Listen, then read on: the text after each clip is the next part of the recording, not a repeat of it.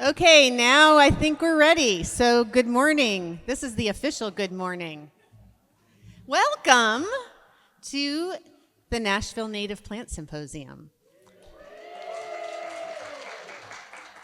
I am thrilled to see everyone here this morning. My name is Vera Roberts, and I am the manager of this facility, Warner Park Nature Center.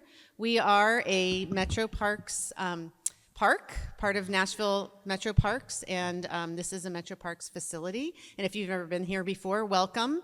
And I am so happy to see lots of familiar faces and some new faces here today to share all of our passion and enthusiasm for native plants. So thank you for being here this morning.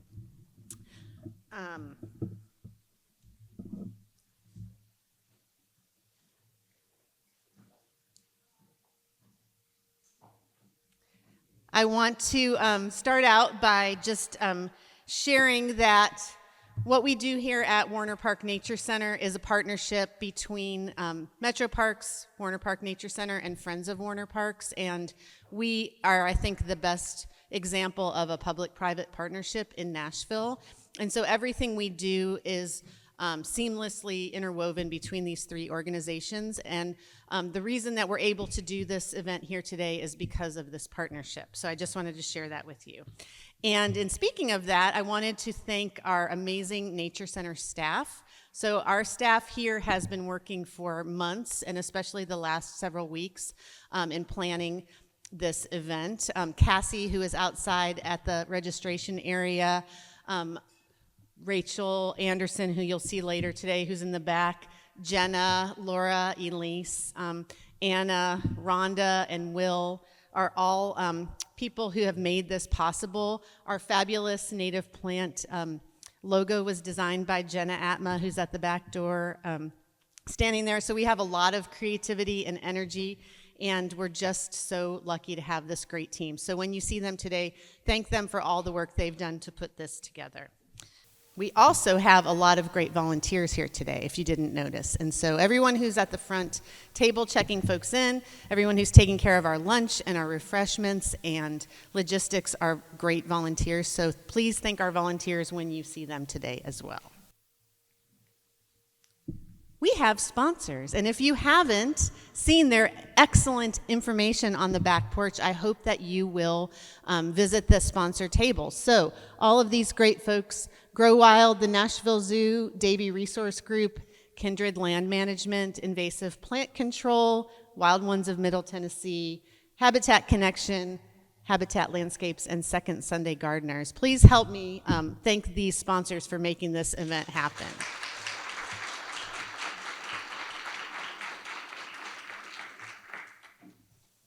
We wouldn't be having this event today without the support of our friends group who took care of the registration and our website, our sponsors, and all of the folks who made this happen.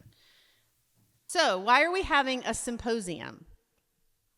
Last summer, I think it was, I was getting some plants from Joy Boven at her place out in Kingston Springs, and I said to her, I think there's a lot of people in town who want to get together and talk about native plants and learn from each other and network, and we need to do something. We need to have a conference or a summit. And Joy said, we need to have a symposium. And I said, oh, that's the word. And so, a symposium. So we started meeting. We convened a group of people who are very passionate about this, and Joy brought these definitions to our first meeting, which I thought I wanted to share with you as this is our inaugural symposium. And so the things that I think I really want to emphasize for us today are that we're having conversations, interchange of ideas in the social setting. We've got specialists who are passionate about native plants, and we are going to have a lot of discussion. So really thinking about what we're doing today and moving forward about native plant advocacy in our community is really emulating these things and having sharing of ideas and networking in a symposium setting. So thank you, Joy, for that. Woo-woo. And so speaking of our committee and our partner organizations, I want to invite everybody who's on the planning committee to come up, please. Just come up and stand under the screen, if you would. You're going to see these people throughout the day, either as presenters or introducers or panelists and volunteers. And this amazing group of people represents all of the organizations in front of that are on the screen right now, and then some. Not everyone could be here today, and I'm not going to introduce everyone individually, but I do have a little surprise for them. So we're going to all be native plant superheroes by the end of the day. And so our fabulous Nature Center team today made some native plant superhero buttons for everyone.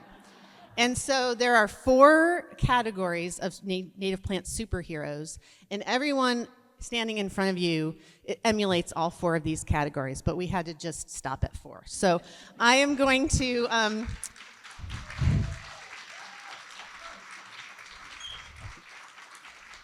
So I'm going to share our native plant monikers with everyone, and then I'm just going to hand these out to our team, and they get to wear these. And then today, throughout the course of the day, you'll find baskets of buttons, and we have some button distributors in the back, and they will have baskets of buttons. And decide which one of these you are, and then hopefully by the end of the day, everyone will be wearing their native plant superhero button. Okay, so these are the categories. You guys ready?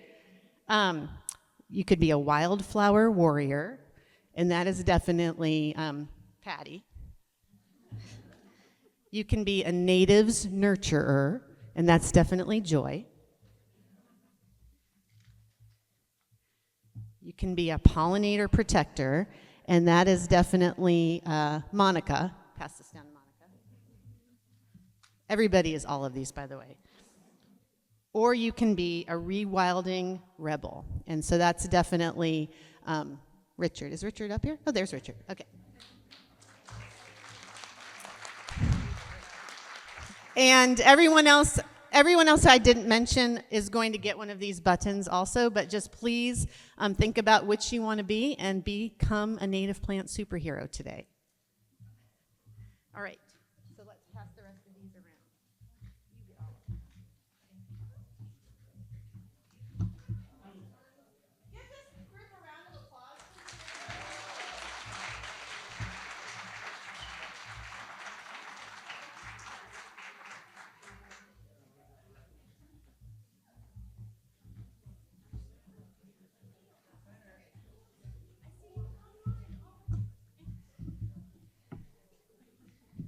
Okay, finally, a little more wonkiness, and then we'll get going. So, this is wonky, huh? Physically awkward films are these great guys, Ryan and Austin, who are among us today. They are video recording this entire event and are going to make it available after the symposium's over so that we can share it with the world and get more people educated and interested and excited about native plants. So thank you to Physically Awkward Films, and if you want to find out about why they call themselves that, please ask them. It's a great story.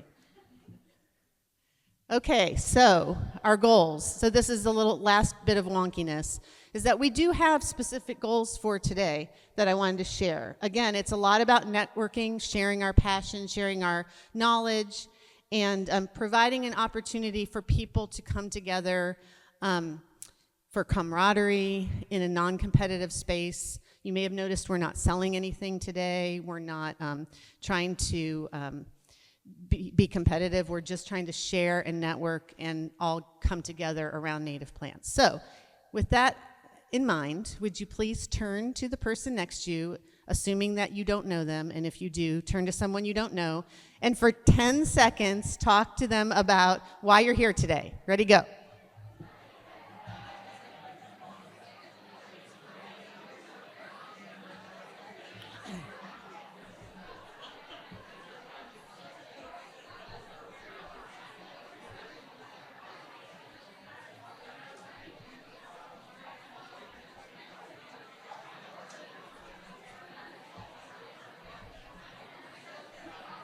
Okay, you need to stop now.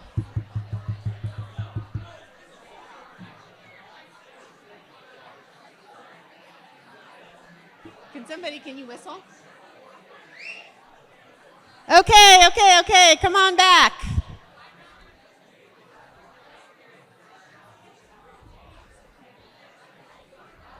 Obviously, there's a lot of great energy in the room, and we're going to continue this for the rest of the day.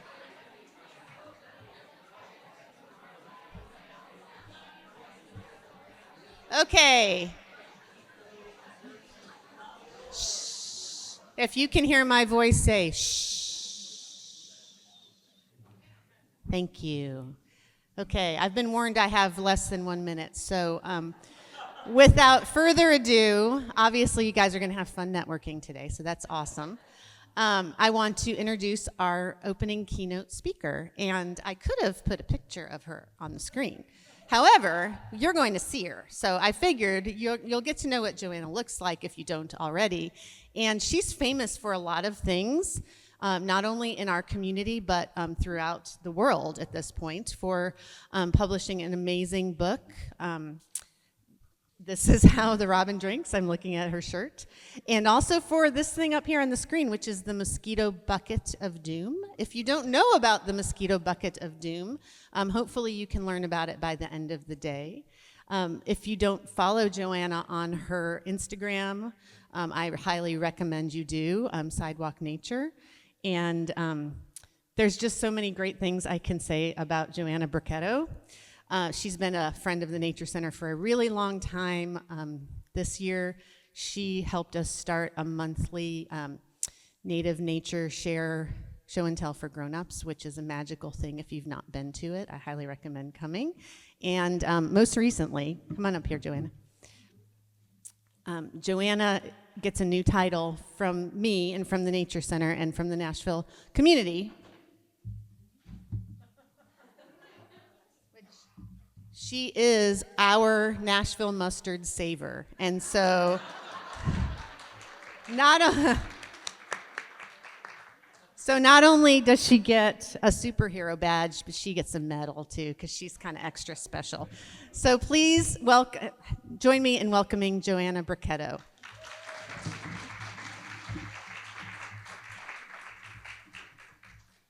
I've never used a clicker before. Okay. Thank you, Vera. Ooh. Can you hear me now? Is that better? Woo. Okay. Boom. Nope. Okay. Shout out to the Super Bloom of Nashville Mustard. It is peak week. Go to Fort Negley. That's got the best presentation, the most dramatic. But it's also at the Steeplechase. It's at Elmington Park, a few other Metro Parks. Why is it so good at these old Metro Park lawns? Because they don't use lawn herbicides, and this is the second year in a row that Metro has agreed to delay the mowing until the seed pods are mature. Okay, woo! So go see it. And this is why I'm wearing the bison, so to remind me to talk about the mustard. I put a pot of mustard on the Wild Ones table down there and the little sheet, but ask me anything. See me after class. When I heard about a Nashville Native Plant Symposium, I was so excited for the chance to connect with and learn with so many different people. Yes, but when Vera Roberts invited me to give the keynote welcome, I said, no. I told her, it's hard enough to talk to one person at a time. And what would I talk about? And Vera said, anything. You could read from your book. Still no. But then she said, you could even talk about hackberry trees. So I'm honored and thrilled and utterly overstimulated to be here today.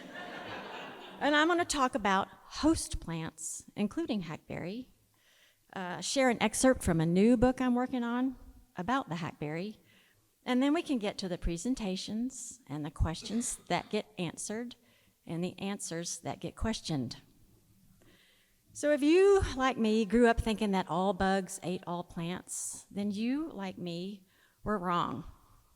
Since Doug Tallamy's research started trickling down to general readers, people who never in their lives need to say the word entomology, the phrase host plant has trickled loudest. He didn't invent the term, but his chickadee and his charts took it from tiny print in our field guides and made it part of the conversation. Host plant changed the vibe, rocked the gardening for habitat world. But I've noticed that when we talk about host plant, we don't always define it. And unless we are preaching to the choir, we need to, oh, sorry. I got so excited I looked up. Unless we're preaching to the choir, as gardeners for habitat often are, we need to keep showing and telling what the heck it means. Otherwise, hosts are for dinner parties, talk shows, restaurants, websites, podcasts, viruses. But a host plant keeps our world alive. Host plants feed the larval stage of the little creatures who run the world, not just butterflies and moths, but beetles, weevils, flies, bees, and bugs. They were all here before we were. They have every right to pursue their prime directive to survive and reproduce, but they also feed our food web. Remember, most of our backyard birds, even the ones who eat seeds at our feeders, cannot feed seeds to their babies. Birds need what host plants host. Invertebrates make up most of our rapidly crashing biodiversity, and for the 90% who eat plants, only certain plants will do, the ones they've evolved with in place. They are specialists. They've adapted to digest only a limited suite of plant chemistries, often corresponding to a particular plant family or genus or species. The host plant can be as big as a tree, as pretty as a coneflower, as unlikely as a blade of grass, as small as a duckweed, as weird as a gall on a goldenrod, and as gross as a rotting walnut husk. The famous example for specialized is a monarch butterfly. Adult monarchs eat nectar where they find it, but females can't lay eggs on any plants but milkweeds, because those are the only plants the caterpillars can eat. Meanwhile, milkweed doesn't want to get eaten, so it protects itself with toxins. But monarch caterpillars, who also don't want to get eaten, have evolved to survive the toxins and use them as protection from predators. They even have a clever way to eat the leaves so the sticky milk in milkweed doesn't glue their mouths shut. I say famous, but the butterfly is more famous than the real relationship with the plant. At outreach events, when I meet people new to the idea of host plants, and that's most people, I hear again and again, monarchs love milkweed. Maybe monarchs do love it, but that's not the point. The point is they must have it in order to reproduce. I love milkweed, but I've had 2 kids just fine without it. Hearing about specialization is a shock to gardeners who've been taught to hate everything that takes obvious bites from their garden. This is why a show and tell, a demo for what a host plant means, can be the spark that changes everything, can teach why native plants matter. And although host plants host many kinds of creatures, a charismatic butterfly is a good place to start. Meet people where they are is wise advice, and most people already like butterflies and blooms. No one is going to run out and plant a black walnut tree just to make more walnut husk maggots. But aren't they cute? No one in Nashville is going to run out and plant a hackberry tree because this is Nashville, but if they did, that tree can host several beetles, weevils, flies, psyllids, and bugs, and 49 different species of Lepidoptera, mostly moths with good camouflage, but also some undeniably charismatic butterflies, including hackberry emperors, about which Rita Venable in Butterflies of Tennessee writes that if they went to high school, they would be nominated for friendliest their senior year. And if you haven't had one hitchhike on your sweaty arm in summer, you need to get out more. A butterfly was my starter show and tell. I had read about houseplants, I gardened with them, but they were an act of faith until I saw them with my own eyes in my own yard. You know the term spark bird? You see a bird, even a common bird, and then for whatever reason, it triggers a conversionary experience, an epiphany that leads to a love of birds, a deeper connection to nature, and then a call to action. Say someone falls in love with a hummingbird and suddenly they want to fill their yard with everything a hummingbird needs, and everyone wins. Spark bugs and spark plants also work. My spark bug was the Gulf fritillary. My spark plant was its caterpillar host, a purple passion vine. Now I use both as a show and tell at school, plant swaps, table events. I even brought a passion vine with eggs, caterpillars, and a chrysalis to my one TV interview in the run-up to the publication of my book, where I said maybe one sentence about my book and spent the rest of my 4 minutes of airtime blurting about how native plants make butterflies and our yards can make butterflies, hoping that my sparks could be contagious. For the kicker, I like to bring both a milkweed and a passion vine and then tell, but never ever show, what would happen if we switched the caterpillars. Put the Gulfie on the milkweed and the monarch on the passion vine. They'd starve to death. They wouldn't recognize the other's plant as food. Specialists. Okay, one more spark before I get to the hackberries. A spark bee. About 25 to 30% of our native bees have host plants, and the specialization can range from narrow to broad. When we were planning this symposium, we needed a flower for the logo, and Spring Beauty was the unanimous choice, Claytonia virginica. We knew it would be in glorious pink-white bloom by late March. It's abundant here at Warner Parks, but it also grows in lucky lawns around town. And by lucky, I mean lawns that don't get herbicide and pesticide applications that are part of a standard lawn care contract. Boo. Spring Beauty puts its nectar and pollen where anyone can get it.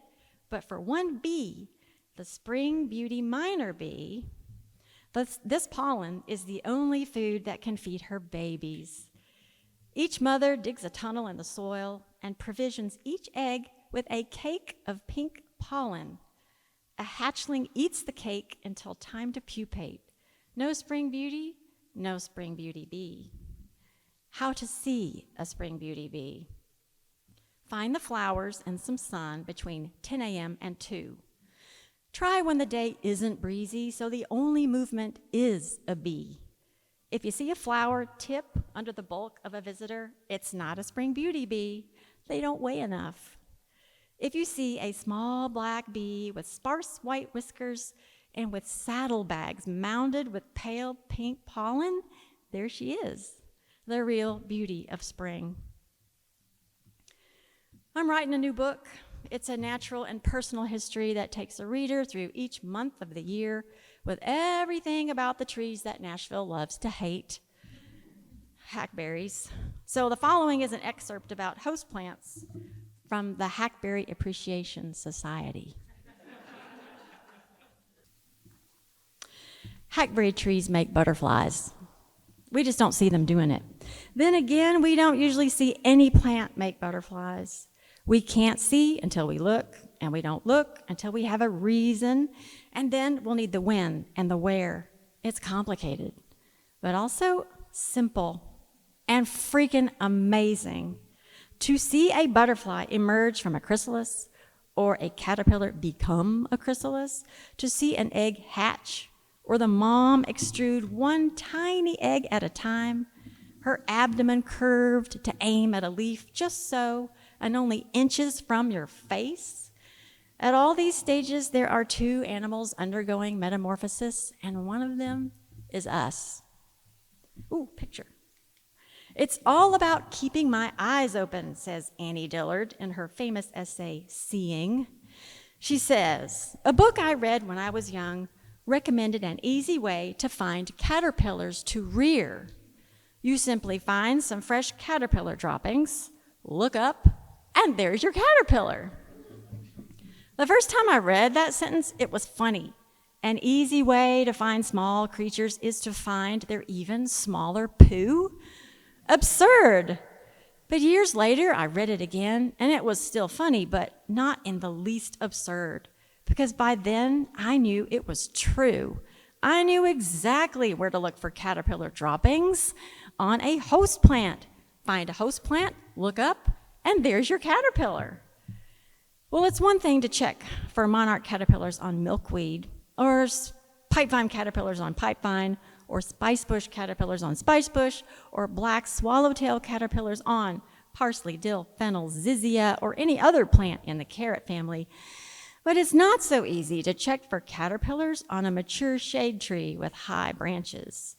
This is where hackberry trees make butterflies and why we never see them doing it. And this is why I look for baby hackberries, the little seedlings that sprouted last spring and are now single waving stalks in the flower bed, at the trash cans, or wherever weed eaters don't reach. To a hackberry hater, they are evidence against our notorious weed tree.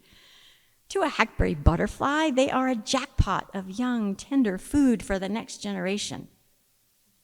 One summer, I was in the yard staring at the passion vine where the entire Gulf fritillary life cycle stays in plain, miraculous sight for months, when I saw an unfritillary flutter. It was more of a dart made by a smaller, duller, and faster creature who zips from point to point with no frills, an American snout. A female on a hackberry seedling. She landed on a leaf, took a few steps, hopped onto another leaf, then flew to inspect the St. John's wort and the dogwood, but did not land on either. She knows they are not her host plants. Then she darts back to the same leaf, tasting it with her feet. Female butterflies have contact chemoreceptors on their feet. Isn't that a thrill? When time to lay eggs, they follow visual and olfactory clues to find a host plant, then confirm with a touch of antenna or toe or both. It takes 4 seconds for the following to occur. She walks to the stem, the very structure her own head mimics when she needs to disappear, and she lays her egg. I see her abdomen lower, the butt curve down to extrude a tiny white blip the size of a pinprick. Snap, snap, snap goes my blurry photos, unable to focus on a camouflaged butterfly or the 1-inch long leaf or the impossible egg, but I keep taking pictures to make clues where to search after she darts away. And there it is, a blip in a leaf axil, and so small and pale as to be near invisible. Once, I found a hackberry emperor caterpillar on a foot-tall seedling by our front steps. He matched exactly the clean green of the plant, had yellow racing stripes, and 2 horns at both ends, though neither pair are actually horns. One set is branched antenna, the other twin tailpipes for show. I regret not bringing him to a cage so we could observe how and when he ate, molted, transformed, and also how he pooped. Because what Annie Dillard's childhood book may not have mentioned is the fact that not all caterpillars drop their droppings where others can find them. Take silver-spotted skippers. They eat plants in the pea family, like this redbud, including the American wisteria on our porch.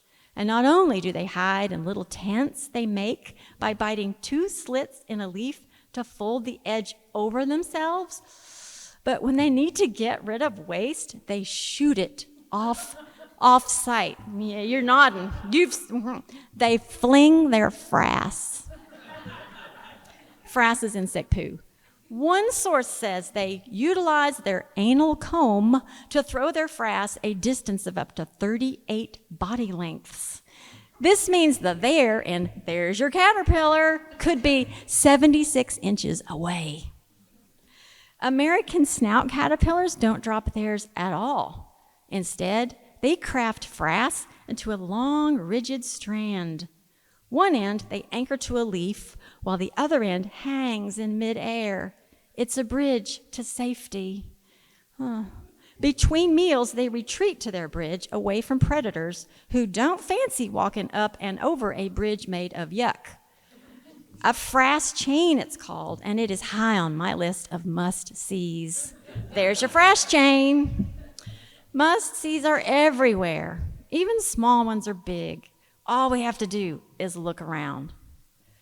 So that's the excerpt, and here's the rest of my welcome. It's a pep talk. We don't have to look hard to know that nature needs our help. Habitat loss is why the U.S. has lost almost a quarter of our butterfly abundance in the last 20 years. Why a third of all U.S. bird species are of high or moderate conservation concern. Why a third of all plant and animal species could go extinct in the next 50 years. Those two words, habitat loss, are how I summarize and simplify countless complex threats, from climate change to lawn care. If I tried to address each threat one by one, I'd be paralyzed by ecological despair. So I figure if the world is losing habitat everywhere, then we have the power to add habitat somewhere. Our yards and neighborhood are critical habitat. If more people believe this, we can tweak standard practices to be more sustainable. Fewer pesticides, herbicides, fertilizers, more buckets of doom instead of mosquito foggers, fewer automatic sprinklers and all-night security lights, less concrete, safer windows, more green spaces, but with the right green. Native plants, including keystone producers, to host insects, feed birds, make more sparks, and keep us all alive. Small actions by many people can make big changes. To extend the old motto of Wild Ones, we can heal the earth 1 yard at a time, one garden at a time, one pollinator patch, trash alley, hell strip, schoolyard, business park, power line, one metro right-of-way, one park, one parking lot, one pot on a porch, one sidewalk at a time. What we start can grow into networks of fabulous functional communities where humans and the rest of nature can thrive together. The only way we will solve anything is together, when we spread our sparks as fast as we can. Thank you.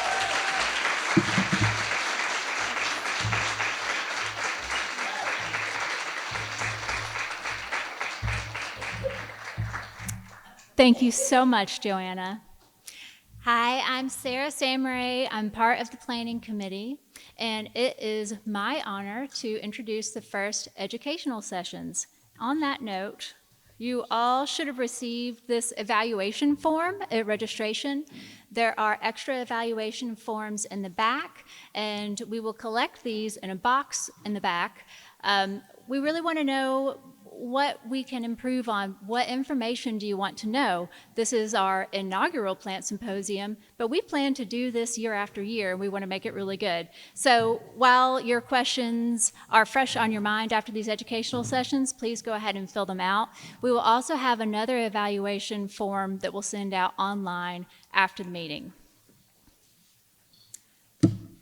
Our first educational session is Native Gardens Are for the Birds by Laura Cook and Joy Boven. Laura received her BS in Wildlife Biology from Cornell University and her master's from Boise State, studying reintroduction techniques for the endangered Mariana and Hawaiian crow. She has worked for the Nature Conservancy's Central Science Division and now serves as the Master Bander and Program Coordinator for the Friends of Warner Parks and Warner Park Nature Center's Bird Program. Joy is owner of Wonder Gift and Garden and Simple Joy Nursery. I'm sure many of you are familiar with, but if you haven't been, go. It's wonderful. And has been in the horticulture industry for 15 years. Having accumulated experience in many tributaries of the green industry, her passion is growing and selling native plant material, as well as educating the public on their importance and role in our lives. Laura?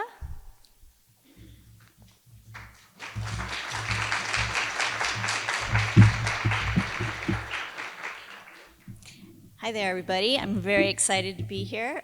Joanna, wherever you disappeared to.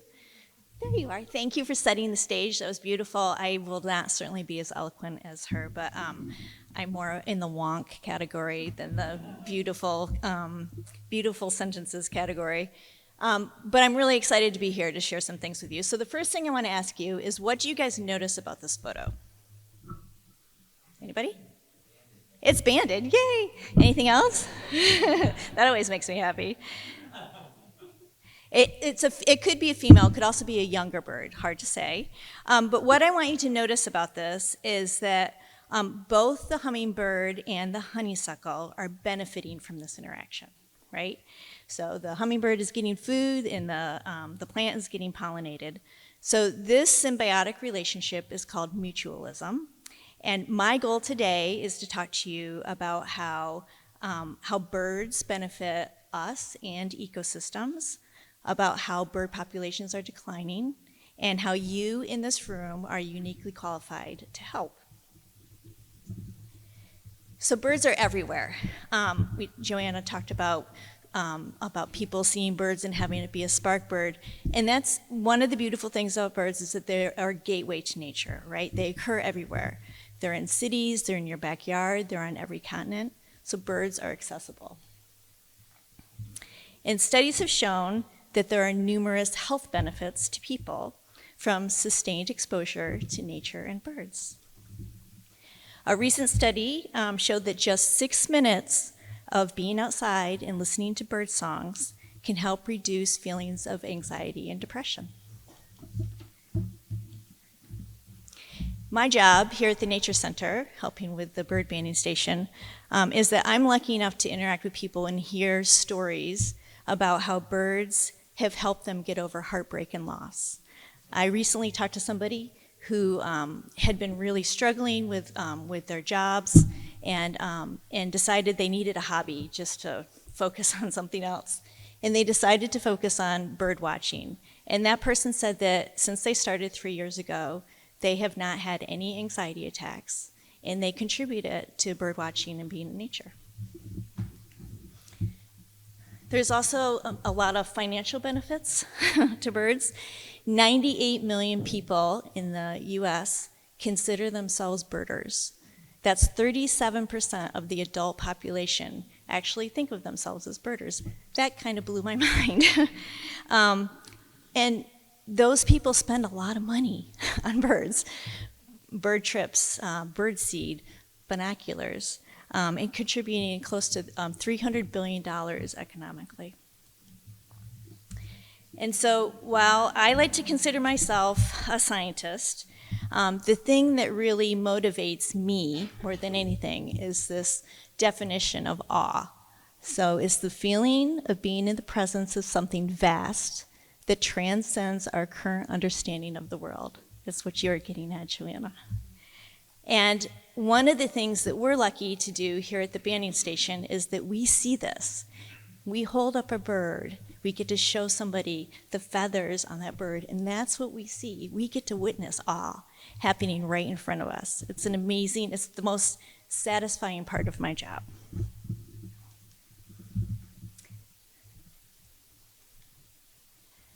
I want to talk a little bit about the ecological or ecosystem services that birds provide.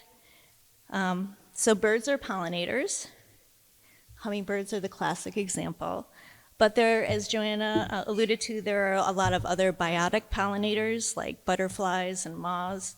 And while many forest trees are pollinated by wind, you think about those migratory birds like this Tennessee warbler flying up in those treetops, grabbing insects, but they're also helping to pollinate those forest trees as well.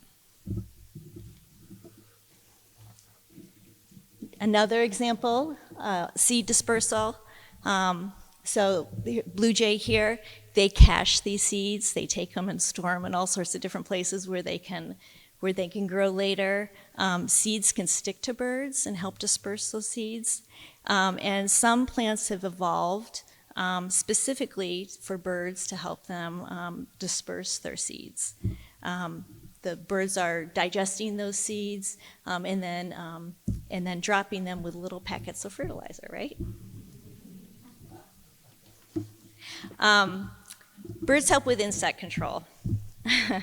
Think about those buckets of dooms, and I think about, let's get some barn swallows out there. That helps as well too, right? Birds consume annually 400 to 500 million tons of insects each year.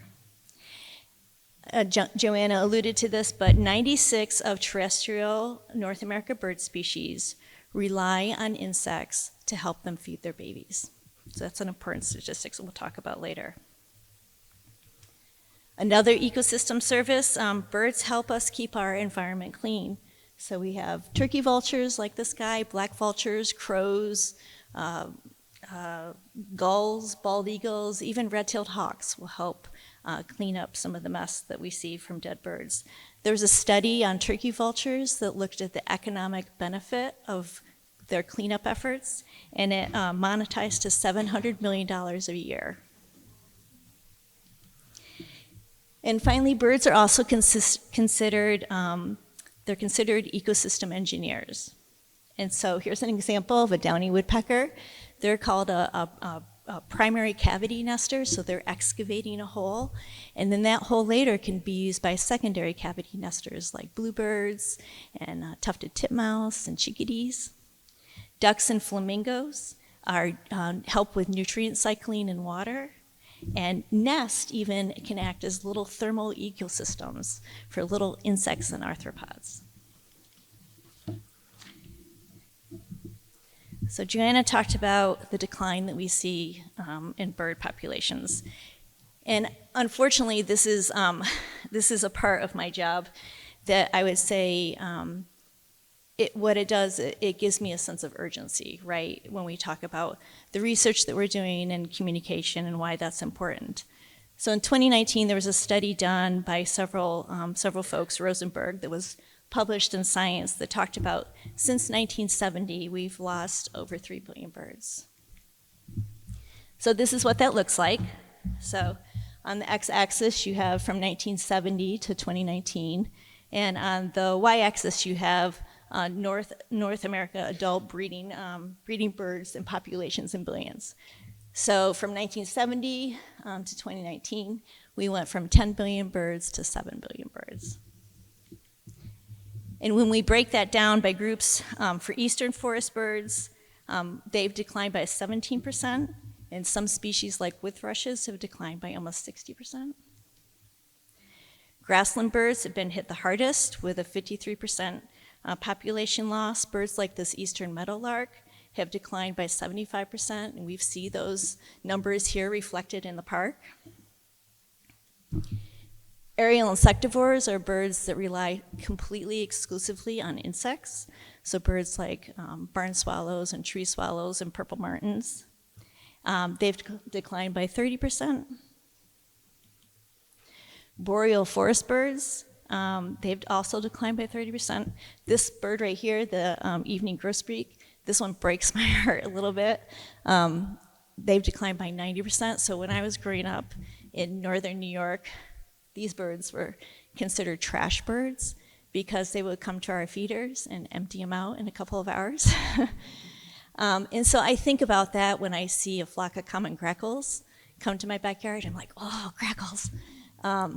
But they've declined by 78% in the last 50 years. Finally, migratory birds. The volume of spring migrants has dropped by 14% just in this past decade.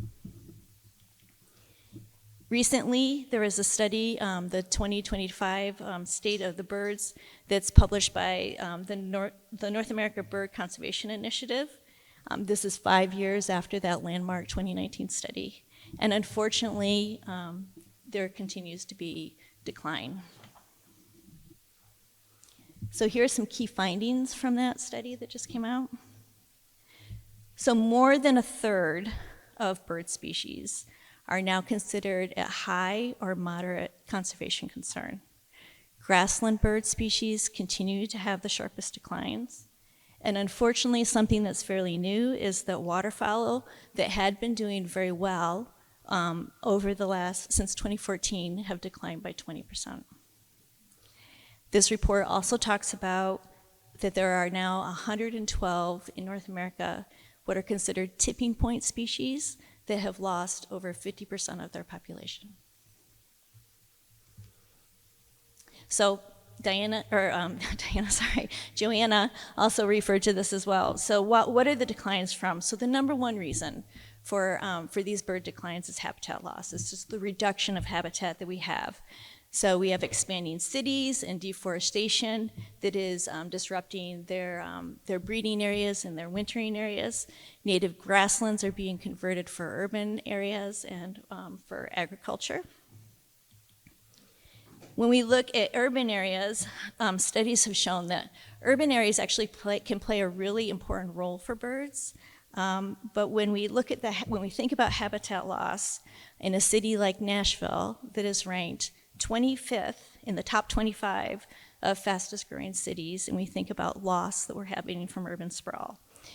This graph over here, this figure over here, looks at the mean land cover change vulnerability. So where might we see the biggest land cover change? And unfortunately, the Southeast is lit up. That study also talks about the negative effects of losing that land cover is actually 2 times greater than temperature change. Next is habitat degradation. This can come in the form of water quality, from microplastics or agricultural runoff, invasive species that just outcompete our natives like honeysuckle or European starlings. Also, fragmentation, when a large area is broken up from things like roads, where we know, looking at birds, studies of birds, that contiguous unfragmented habitats produce more birds. Once they get fragmented, populations start to decline. And we can see that with a bird that breeds here. This is a wood thrush. It's a migratory bird. It's a forest-dependent bird. In that 2025 State of the Bird Report, it's actually listed as a yellow alert tipping species, which means there's conservation concern there. In Tennessee, it's listed as a species of management concern. And the reason for that is habitat loss and fragmentation, both on its breeding areas and in its wintering areas. When an area gets fragmented, those wood thrushes are more vulnerable to having their nests predated, and also from nest parasitism from birds like cowbirds. In Warner Parks, so far, our wood thrush populations actually seem to be doing pretty well, but that's why a new road or any new roads in Warner Parks should not happen.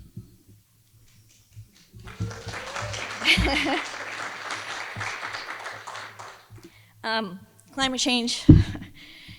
Climate change just exacerbates everything else, right? There's issues with phenology and the timing of it. And so, we had recently our earliest arrival of a Louisiana water thrush. And we know that spring migration is happening a couple of days earlier than it was 50 years ago. And some birds will be able to adjust to that, but some birds won't be able to. They'll show up here and the foods that they need will have already passed, right? So there's a timing issue. And the hits keep coming.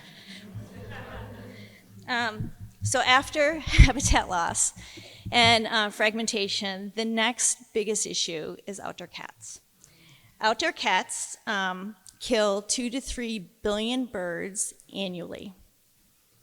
There are estimated 100 million outdoor or free-roaming cats in the US. 2/3 of them are abandoned or strayed. Cats have caused the extinction globally of 63 bird species, and another 367 bird species are at risk because of cats. I would like to make the case that when I was growing up, dogs were allowed to roam free. Nobody had a dog license, right? Dogs were just everywhere. That's not how it is now, right? That's not the social norm. And I think we need to make the case that that should not be the case for cats either.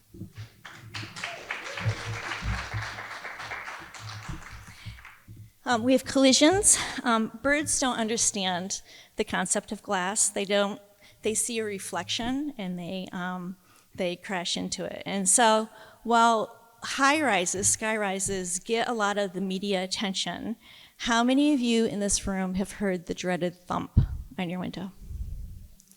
So think about every house in every neighborhood in every town across the US. So actually businesses and homes and campuses account for more bird collisions than high-rise buildings. Herbicides and pesticides, 67 million birds die each year from pesticides. Owls and raptors are very susceptible to rodenticide. And while I cannot find any statistics on how many birds are killed from herbicide, I'm convinced that a young bird that is fed from an area that has just recently been sprayed by herbicide will die. Okay. We're supposed to be having fun. So I'm sorry about that. But I do feel like it's important to put all of this in context, right? Like, we need to understand why there's this urgency and why we're all here, right? We want to make a difference. And so there's a lot of things that we can do. So just to run through a few of them real quickly. Habitat restoration and protection here in Warner Parks. We're doing invasive species removal. We're doing grassland restoration. And we are opposing an unwanted road. All of us here can reduce our herbicide and pesticide use. We can keep our cats indoors. And we can buy shade-grown coffee. Thank you, Vera. The coffee you're drinking today is bird-friendly shade-grown coffee. Several of us are working to make Nashville a safer city. In 2023, we signed an agreement with the Fish and Wildlife Service to be an urban bird treaty city, working on habitat improvements and reducing hazards to birds and education. We can all reduce our light pollution. Bird Safe Nashville has a campaign for lights out, especially during migration. And we can all do our part to keep our windows safe. So if you notice around the buildings here, we have little dots on our buildings, so you can install those very easily from home. And what that does is it breaks up the reflection so that birds aren't as likely to crash into the glass. Okay, but back to you and why you guys are uniquely qualified to help with all this doom and gloom. So insects are the little things that rule the world. Quote from E.O. Wilson. They're the heart of the food web. Insects have more protein than beef. And as I mentioned before, that important statistic is 96% of terrestrial birds need insects to rear their young. I want to focus on caterpillars. Caterpillars are especially important to birds. They are rich in protein and fats and nutrients. And so you think about a bird like this little guy here. This is a blue-gray gnatcatcher. From the time they hatch until the time they fledge is 10 to 12 days. Think about, they're naked and blind when they're born. So they need those little packets of protein to help them grow that quickly. Those caterpillars also help birds build their fat reserves for migration. Joanna mentioned the chickadees and ductalamy. We know that chickadees are cavity nesters. Both adults will help feed the young. And what they have found is that to raise a clutch of chickadees, they need 6,000 to 9,000 caterpillars to help them with that. This is a lot of the stuff that Joanna talked about native plants and the connection with insects. So just, the takeaway from this is that, as Joanna mentioned, is that if we need insects, which we do for birds, we have to have a variety of plants, a diversity of plants, because of their specialization. So here's a graph. On the x-axis, it's percent non-native biomass. So over on the left-hand side is native, going to the right is non-native, and then on the y-axis is the number of young. And so what you can see is that areas that have native plants produce more young. And our research here at Warner Park Nature Center, we're putting transmitters on species of thrushes. And what we have found is that Warner Parks is actually an important migratory stopover for birds. So they're using those native seeds and all of the beautiful, yummy fat caterpillars that we have here to help build their fat reserves for migration. So a quiz. What is the best food for birds? Insects. And how do we grow insects? Native plants. That's right. So I hope that this has helped grow our knowledge, and I'm excited to have Joy come up here and share with you how we can actually make this happen.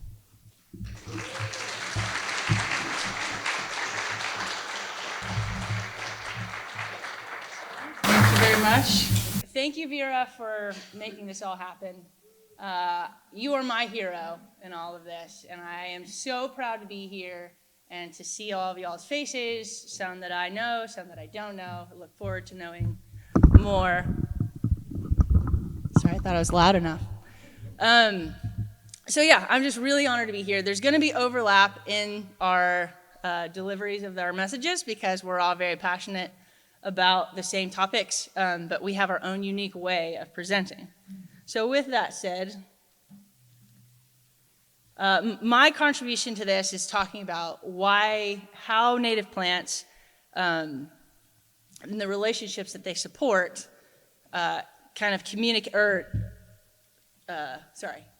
native plants are the foundation for a healthy ecosystem.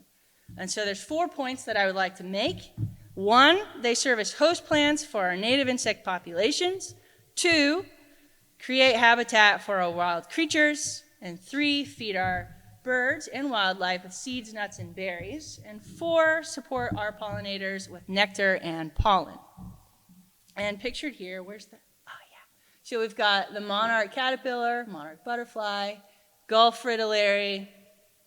I think we have a lot of overlap too in what we like to talk about. Native plants serve, so the first one, native plants serve as host plants. The majority of our native plant material serve as host plants for our insect herbivores. Most importantly, butterflies and moths, but there are other things too, like she talked about, that are very important. But why we focus on the butterflies and moths? 1, because it attracts us we like pretty things, and butterflies and moths catch our eye. And so as we grow in our passion and interest in those things, that brings us into the conversation, and because they make up 50% of insect life in North America. So it's a big impact.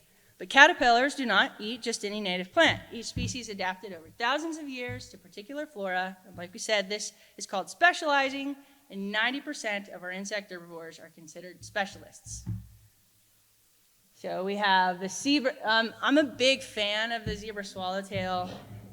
And I love that this button has a zebra swallowtail on it too. And then also, I have the Read a Venable book that I recommend everybody have. It's the best resource I've been able to find. Sorry, I know I'm supposed to be speaking into that. And then also, we have the pipevine swallowtail and the caterpillar on pipevine. So, monarchs and milkweed are what people are more familiar with. That's the gateway for a lot of people into this conversation. But as we talked, there's so many other relationships that we need to be supporting, and they need to be getting our energy as well. And they're not so glorious as butterflies and moths, but they're maggots that need our attention and support. So, yeah, it's all a part of the whole. Like the butterflies and moths are pretty, and the flowers, they bring us in, but as we're planting native plants, we don't even have to know all the ways that they're affecting the ecosystem. We just know that they are. And so our role is to be planting these plants. That is a black swallowtail caterpillar on parsley that I had just hanging out in my nursery. This is the spice bush caterpillar. Its host plant is Lindera benzoin. And then we also have, this is the snowberry clearwing sphinx moth on Lonicera sempervirens, or coral honeysuckle, that we've seen flowers of in a previous presentation. That's the plant, and that's one of the caterpillars that it hosts. This one is a gray farcula. I definitely had to look that one up, but its host plant, the two plants that I've seen it at the nursery on, is this is a cottonwood, and then it's also found on willow that I've seen it on too. And then we have over here, that's the red spotted purple on serviceberry. So as I think a lot of you can probably relate, this turns into a scavenger hunt for us. As we're planting host plants and we learn who they're supporting, we start looking for those things. And I love a good scavenger hunt. I have ever since I was a kid, so it definitely has turned into a endeavor as an adult, if I can call myself that. All right. So birds eat bugs. The more native plants we have in our outdoor spaces, the more good bugs we have, and that means healthier birds. So if you want more birds, you need the bugs. And then the second point that we're going to talk about is native plants create habitat for our wild creatures. Bird nesting patterns are incredibly diverse. They build nests and take shelter at every layer of the woodland forest and in the safety of the grassland prairie plant network. And thanks to Canva, was able to create this nice little diagram. So there's the different layers of the woodland forest. You've got canopy, understory, shrub, and ground layer. It's important that as we restore woodland spaces on our properties, that we install a diverse selection of plant material that represent each layer so we can be supporting as many bird species as we can. And examples of the different birds that you'll find in these layers, the canopy, you'll find tanagers, vireos, orioles, warblers. Understory and shrub layers, you'll find the thrushes, jays, cardinals. In the ground layer, towhees, which a couple of us heard on our way walking to the building this morning, thrushes, and native sparrows. And then another habitat, thanks again, Canva, for this lovely design. Much attention has been given to meadow, prairies, and grasslands because these ecosystems are often overlooked and misunderstood within mainstream horticulture. We think that's not the case that trees existed the whole stretch of North America. There are so many native grasslands, and as we see, the bird species that need those grasslands are on great decline. So this term pocket prairie might be my favorite term being used these days, and I love that more and more homeowners are working hard to convert their lawn into flowering meadows that feed pollinators, attract birds, and offer habitat and shelter for a whole host of wildlife. All right, the next point we're going to make is native plants feed our birds with seeds, nuts, and berries. And berries by the season, because it's important that we're offering for the whole season through. So starting with late spring and summer, and these are just some options. Clearly there's more native plants in this, but I'm just giving you examples. The summer ripening berries, Amelanchier or serviceberry, prunus, native plum and cherry, and vaccinium and blueberry. And during this time, berry content is high in protein and carbs. So that's the kind of the niche that these berries supply to the bird populations at this time. And then fall ripening berries, which is 70% of our native berries ripen in the fall, are high in fats, and that's because migratory birds need that fat content to complete their migrations, and then our overwintering birds need to start storing up fat reserves to get them through the winter. And this is a big point. There was a study done that proved that non-native berries, because people are like, well, they're still eating the non-native berries, so it still has a function. Well, a lot of those non-native berries have almost, some of them are even as low as 1%, whereas our native berries, 30 to 50% fat content. So that's important to note as well. So some of those fall ripening berries are chokeberry, American beautyberry, hackberry, dogwood, eastern red cedar, magnolia, spicebush, lindera, sambucus, elderberry, which is one of the best to be feeding your birds. And once you have one, you'll have lots more because they reseed, you can do cuttings, you can literally just stick it in the dirt, you're good to go. And it's a wonderful, and it has a lot of benefits to us as humans too. So I'm a big fan of elderberry. Viburnum is another one, and we have a lot of species that we can plant here, including arrowwood, maple leaf, and blackhawk. Seeds and nuts.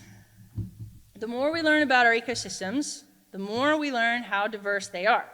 Bill structure is incredibly diverse and determines what seeds and nuts birds can consume. I am no expert on bird bill structure, but I know enough to know that when we have a wide variety of native seed options, we are supporting a wide variety of native birds. So some of these options, trees and shrubs, would be cercis or redbud, cephalanthus, buttonbush. Perennial seeds would include aster, echinacea, rattlesnake master, eryngium, eupatorium, joe pie weed, and that is also eutrochium now, and rudbeckia. And then grasses are a really great thing to add to your landscape to support the birds. There's panicum, there's little blue stem, and there's a lot more grasses. And then nuts, we've got hickory, American beech, which is in that picture over there, and oak. All right, so the fourth thing we're going to talk about is native plants support our pollinators with nectar and pollen. Pollinators preserve and perpetuate biological diversity. The role they play in the future of plant communities in continuing biological diversity of our natural world cannot be overstated.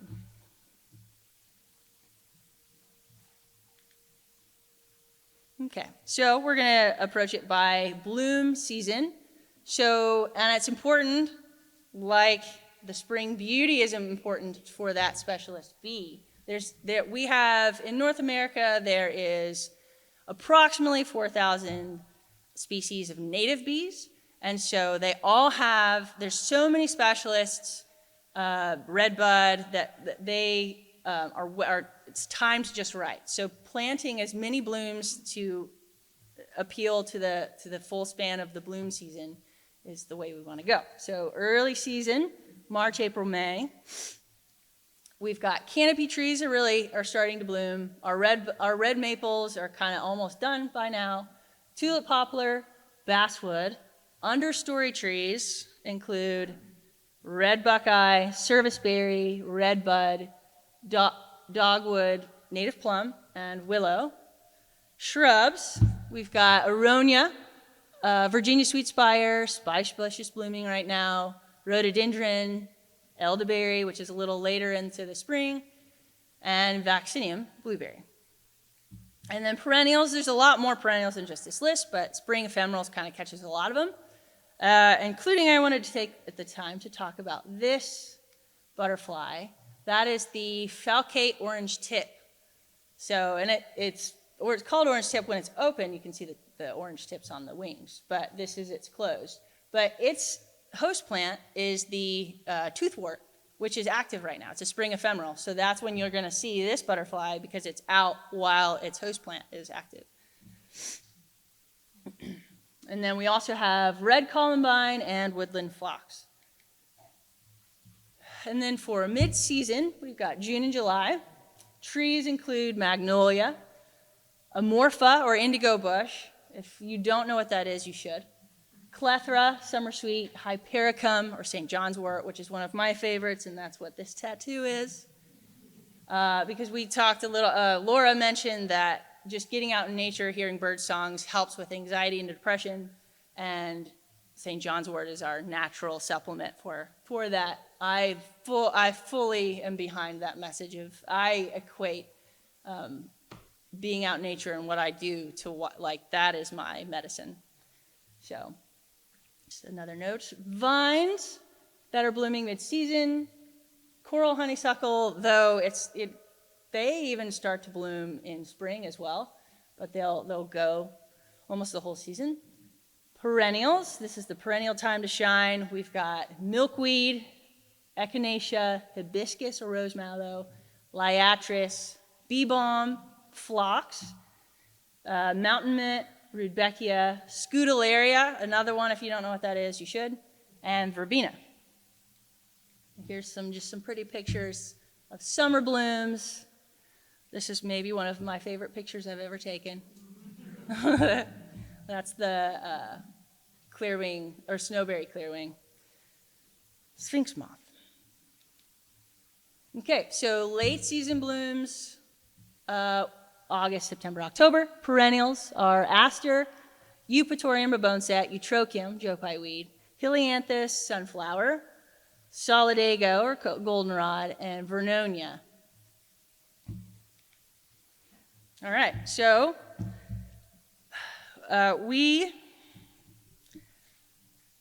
when we garden for the birds, we are gardening for the whole. We need to be installing plant material that supports all the living creatures in our local ecosystems so that they are more biodiverse, healthy, and resilient for the challenges that lie ahead of us. And I would also like to say, we were talking about awe. The reason why I called my garden center Wonder was because the definition: rapt attention or astonishment at something awesomely new or mysterious, or awesomely mysterious or new to one's experience. And that's how I feel. That's how I felt when I saw the Cecropia moth for the first time. It was just like, whoa. That cannot be real. And then we talked about sparks, and I would like to credit my personal spark to Mike Berkely over there, because I worked for him in 2012, and he is why I am standing in front of you today, because he shared, yeah. I fully blame him and Terry for why I love native plants so much. So, thank you very much for letting me speak today. I'm so happy to be here.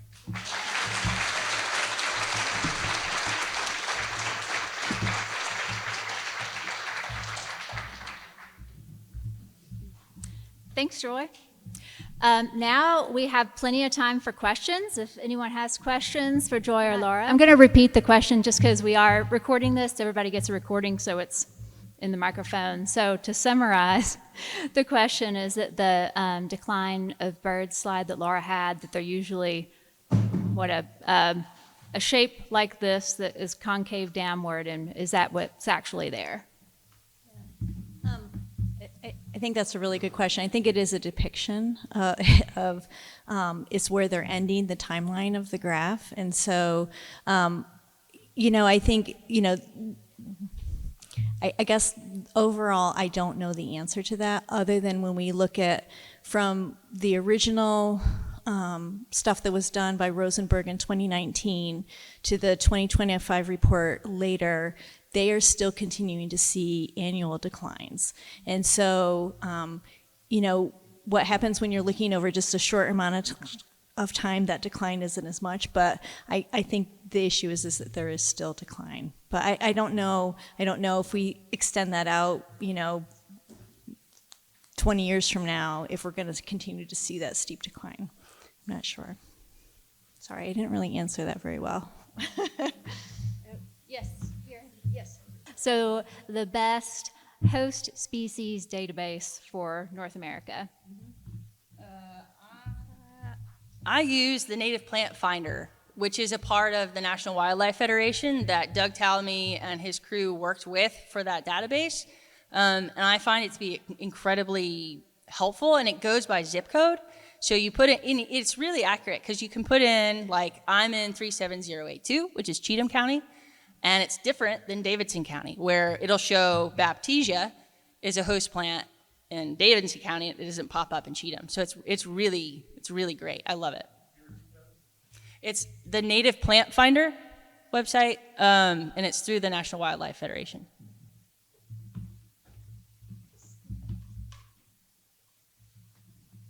Yes, go ahead. So helpful ways to deter birds from the window strikes with decals. Great question. So the recommendation from the American Bird Conservancy is that you have whatever you have on your window that's not more than 2 inches apart.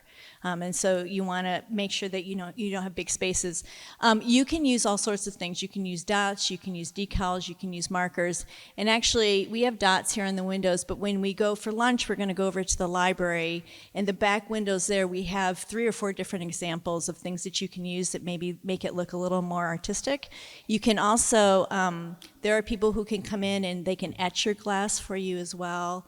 So there's all sorts of different things. My suggestion is to go to the American Bird Conservancy. They have probably the best aggregation of resources for that. Yes, and black shirt. Speaking of declines and threats. So how are federal funding resources being impacted to address these declines? I don't think we know yet. I think it's too early. I mean, we know that there are, certainly from federal agencies like Fish and Wildlife Service, Forest Service, BLM, that do a lot of monitoring. They do a lot of ecological restoration. Certainly they're going to be significantly impacted. Nonprofits who rely on federal grants are going to be impacted. I don't think we're going to know the full impact of that, but it is significant. I think the strategy is this room. Is us getting together and create, we're the Middle Tennessee hub, and there's Cullowhee too. And so if we all get together and put our heads together and start solving the problem ourselves, I mean, that's, and spreading the word, that's as big of an impact as we can make anyway. It's time for one more question before break. Yes, in blue. I have some concerns about these. And the question is, how is the streetlight replacement program with the LED replacements affecting species? I don't know, is Kim Bailey here? I know that Bird Safe Nashville has been involved in some of those conversations. They were intending to do the right thing. I think is that they were trying to save energy by using LED lights. I think the issue for all of those things is the brightness of it and how it reflects to urban glow, whether or not they're downcast. So even having lights that are downcast, the light isn't going up, all of those things will help to reduce urban glow. So I don't know where we are on those, but I know that Bird Safe Nashville has been involved in conversations with the sustainability office at the mayor's office to let them know about some of those concerns. So it's on some folks' radar.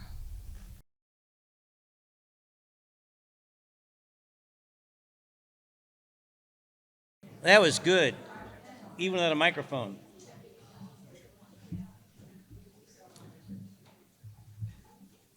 Hi, my name is Paul Prill. I am honored to introduce this next panel. I'm excited. Natives 9 to 5 with Ivan Chester, and from idea to volunteer gardener, DIY native landscaping with Donnie Bryan. Ivan is the owner of Habitat Landscapes, operating since 2018. He grew up immersed in the natural world of rural Tennessee and now strives to bring that nature back into people's lives through landscape installations and landscape management. Donnie is retired from Ensworth. He taught theater there and also visual arts. He thought he was going to be a painter when he retired, but he got involved in native plants, and he's got a great yard if you get a chance to see it sometime. He joined Wild Ones and built this great native garden, and he's constantly working on it, and it's been featured on Volunteer Gardener. I'm sure he can tell you the episode number if you'd like to watch it. No, he can. You just go to the website and you can find it on there. It's very nice. So Ivan, you're on. I think this is the clicker.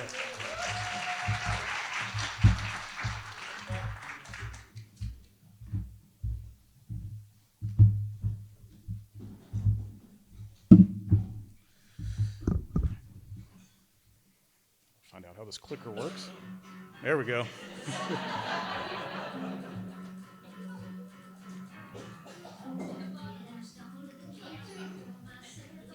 There we go.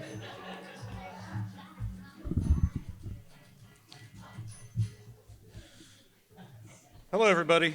I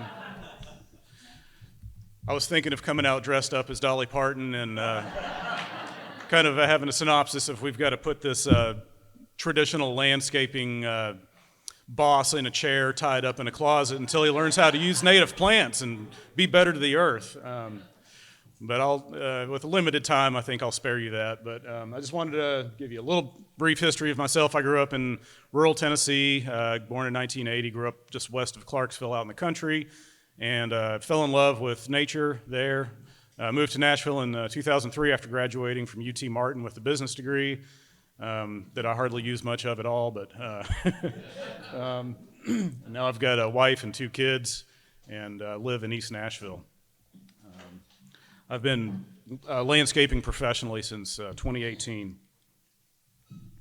When I first started, I quit my job at Yazoo Brewery that I'd worked for 10 years and decided to go out on my own and do landscaping. And I also fixed up like windows and ceiling fans, and I called my company Bleeding Heart Home Services, and my logo had the native bleeding heart on it. And I was working by myself, and now I'm one of 11, so I've got 10 people that work with me, and we are all fun-loving, interesting, diverse background of people.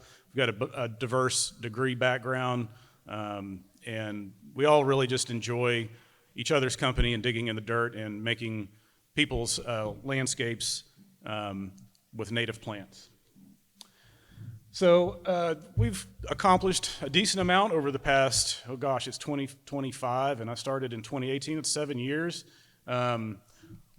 We've removed acres of invasive plants, whether that's through partnerships with parks or people's personal property. We've installed well over 100,000 native plants. That's kind of a conservative estimate, but over the past 7 years, if you tally up all of our landscape jobs, these plants were installed as opposed to exotic plants, all native. So that's a good accomplishment that makes me sleep well at night. And we've transformed acres of turf grass into habitat. So thank you. But what are the challenges? That's my coworker Justin being silly. We did it the hard way. We decided to use all native plants. That's not easy when you're doing traditional style landscaping. And there are several different challenges. There's people-based challenges. That's one that we run into a lot is, oh, my grandmother's privet is so beautiful. Well, your grandmother probably also was a segregationist maybe, or I don't know, like, do we need to carry everything from the previous generation into now? We change, we adapt, we have to change, we have to adapt as a species or we die. Oh, my native crepe myrtles and butterfly bush are just so great for the pollinators. Well, that's a lack of education, so we need to educate each other. People need to know, and thanks to Joanna and everybody here, education is happening, but we have to really reach out and educate the broader public. And then individuals and landscape crews pulling out native plants as weeds, that's another people-based problem that we kind of have to work on. That's, again, education. That kind of also is an industry-based problem, so we'll talk more about that in a minute. There's design-based challenges to using native plants in landscape. Winter interest, I'm going to go through all this. Some stuff doesn't like it in the Nashville Basin. And dry shade, that's a tough design challenge. There's also the industry-based challenges of landscaping with all native plants. There's not enough growers of native plants. Some of those growers use neonicotinoids to make their plants look clean and pretty when you buy them. Those are those forever, well, not forever, but long-term pesticides that kill so many of your beneficial insects when they try to feed on the plant. And improper maintenance, again, that's going back to, just doing the wrong thing, cutting grasses in November, cleaning up the leaves, mulching. So I'm going to go through these challenges that I see as kind of like the most taking up of all my time and mental energy, and through the design process and the everyday process, people challenges. So, one of the design elements that is pretty tough is the winter interest with native plants. You can't just put a boxwood and an andina up. You have to use your brain. You got to think a little harder. So we use a lot of foliage and bark interest plants as well as evergreens. Of course, you've got your twig dogwoods. They're mega host plants. The berries are full of fat content, so they help feed those migratory birds that protein-rich meal when they're trying to fly across the country. You've got your foliage. Oak leaf hydrangea has the persistent foliage. Itea on the bottom right has the persistent foliage. Dried seed heads on the oak leaf and Annabelle and smooth hydrangeas. And then you've got your native evergreens, like that's the southern wax myrtle. Not native to here, native to further south of here, but you kind of have to get creative when you're replacing a boxwood in a landscape design. If you get a landscape design from a traditional landscaper and you're trying to translate boxwood into native, that can be pretty tough. That takes up a lot of our time and effort, not only just convincing the homeowner or property owner to use that plant instead of the boxwood, but also then sourcing the plant. Luckily, we have an amazing source for native plants in Nashville. Grow Wild has been around for over a decades, and now we have Joy has quit her job and become one of our main suppliers of plants as well, with Wonder Gift and Simple Joy Nursery. And a lot of our traditional growers are starting to grow more native plants, but are they using those neonicotinoids? And then when you use these native plants, you get the benefit. You get the bird feeds. These plants become bird feeders. They become keystone for your ecosystem you're trying to create in your yard. I've actually matched these up with the plants on the previous slide. So red twig dogwoods are the spring azure, host plant.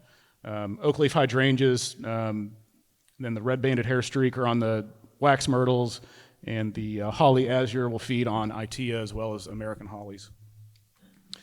Another plant group that we can use for winter structure foundation are perennials like grasses. We've got northwind switchgrass here, or bushy bluestem. Both of them are host plants. They stay up all winter long and provide structural anchor where a traditional landscaper might put miscanthus grass for texture and structure. You would easily swap that for one of these. Also, our perennial flowers, and of course, I'm abbreviating these lists because of time constraints, but Baptisia has those dried seed heads for the non-hybridized, well, some of the hybridized do too, but say straight blue false indigo has those great seed pods that stick up just like the flowers do in the spring. Those in that third slide that picture was taken in February. And then to the right, that's kind of a grainy picture from my front yard, but that's Vernonia lettermanii, iron butterflies cultivar of Arkansas ironweed. You see ironweed around here in the meadows. It's about 6 to 8 feet, 12 feet tall sometimes. Purple blooms in late summer, early fall. The Arkansas ironweed has those same flowers, just a lot of them, and it's lower to the ground, so it's easier to use in a more traditional landscape when you're dealing with the confines of traditional landscape design. And again, this is just butterflies that host off of northwind switchgrass. I didn't want to fit them all onto this slide for all those plants, but using these native plants, you get bird feeders for your lawn. Another challenge is my favorite plants don't grow in the Nashville Basin, and that was one that I beat my head against for like the first few years of landscaping with native plants. Was, I'd go hiking in the Smokies, and I'd text Mike Berkely a picture of like Leophyllum buxifolium, which I think now is Calmea buxifolium, which is this mountain heath that grows really low, blooms white in the early summer, late spring. I was like, wow, this plant's really cool. It's growing on the edges of rocks. Mike's like, that's not going to grow below 2,500 feet. Don't even try it, And I would plant, rhododendrons in my yard and mountain laurels, and they just die. The calcium in our limestone soil is really hard on these plants that like that acid-rich, sandy, well-drained, constant water. We're not East Tennessee. So, I've had to learn that lesson. And there are some pockets of northwest Davidson County in that ridge and valley here. If you get up on top of these ridges that are really sparse and dry and rocky, they've got ancient leaf detritus and like peat soil that leaches the limestone orange that's acidic soil. You can actually grow some of this stuff here, and you'll find mountain laurel growing by Beeman Park. So some places can use these plants. I've had some trouble with inkberry hollies even in the Nashville Basin. Those are going to be better for those outer areas of the highland rim. Design challenges, dry shade. Dry shade would be, for most commercial landscape designers, I'll put an Andina and some Liriope in it. Well, I'm not going to do that. So I've got to get a little creative. I like to use a lot of shrubby St. John's wort for dry shade. Now, it needs some dappled sunlight from, it can't be behind a wall, right? It needs some sort of sun. But I've got one in shade underneath a sycamore and oak in my backyard, and it does great, blooms in the summer. The persistent leaves are awesome. And then in the middle, that's not poison ivy, that's aromatic sumac, Rus aromatica. It's a mega host plant, blooms like right now. You get those little catkins that bloom bright orange or yellow. Very beautiful little spring blooms, and then the fall catkins are nice through the winter. Good fall color in the leaf as well, and very easy to grow. So you can grow that in full sun too. There's a pocket of parking lot in the turnip truck in East Nashville that has Growlow sumac, which is a cultivar of that's shorter, and it's been there since that grocery store opened, and it's thriving. I've watched them replace like a bunch of landscape elements in that parking lot, but they've never touched that Growlow sumac because it's easy to grow. And then American beautyberry, I love seeing that growing in the woods of southwestern Middle Tennessee and in West Tennessee. It's about as far as the north range, but it'll grow in understory shade. Pollinators all summer long. It's like a box fan next to your head when you're up close to this thing. All the little bees and wasps are going to those tiny little flowers and getting their nectar and pollen, and then it's got these nice showy berries that mature in the winter, and by January they've been ate up because the birds love them. Here's a few other examples that are commonly found around the woods in Middle Tennessee of dry shade plants. Coralberry,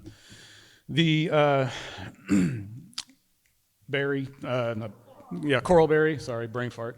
Coralberry grows very aggressively, so if you're going to grow that in your yard, make sure it's in a large sort of wild area because it can take over a formal landscape bed. But it does host butterflies, and it feeds the birds, and it's a really good soil stabilizer. So if you have a slope that kind of washes in the shade, those runners will stabilize the slope, and it sort of has that colonizing habit. And then I just love maple leaf viburnum. That can be tricky in the Nashville Basin.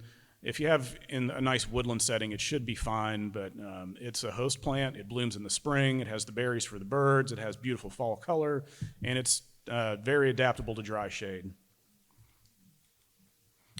We also have grasses and sedges. Those are also winter interest now, so these shade grasses and sedges will provide winter interest. Chasmanthium, again, it can be pretty aggressive, but if you have a wild area that you need a lot of plants in, Chasmanthium is great. And then the wild rye that we have growing here will colonize, and they're a little bit more short-lived, but they will spread through a woodland area and sort of stabilize soil. They have their own set of host insects that feed off of them. And then, of course, our Carexes, there's a bajillion Carexes, and they are, a lot of them evergreen, a lot of them host plants, and soil stabilizers. So these will grow in dry shade. I really love the blue color of some of these as well. You see them in the woods. You'll just walk upon a Carex in the woods, and you'll be like, hey, I'll buy those for my landscapes. It's really neat. And then there's wildflowers for dry shade. I'm not going to get into this list because we could go on for hours. Here are some of my favorites.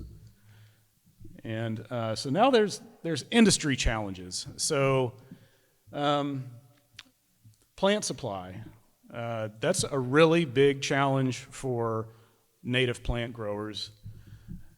So we use about 25,000 plants per year on average. We get a lot from, we get about a dozen local growers that we use. We like to have a diverse supplier base because a lot of people will run out of things, and you want to make all these suppliers happy, so you need to support them all and make them use native plants, because if we buy them, they're going to grow more of them, right?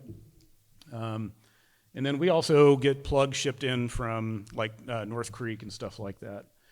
And how many landscape companies are installing native plants, or just plants in general? You got to think there are hundreds of probably over 1,000 landscapers in Tennessee, right? If they all switch to native plants overnight, all that supply is going to get wiped out.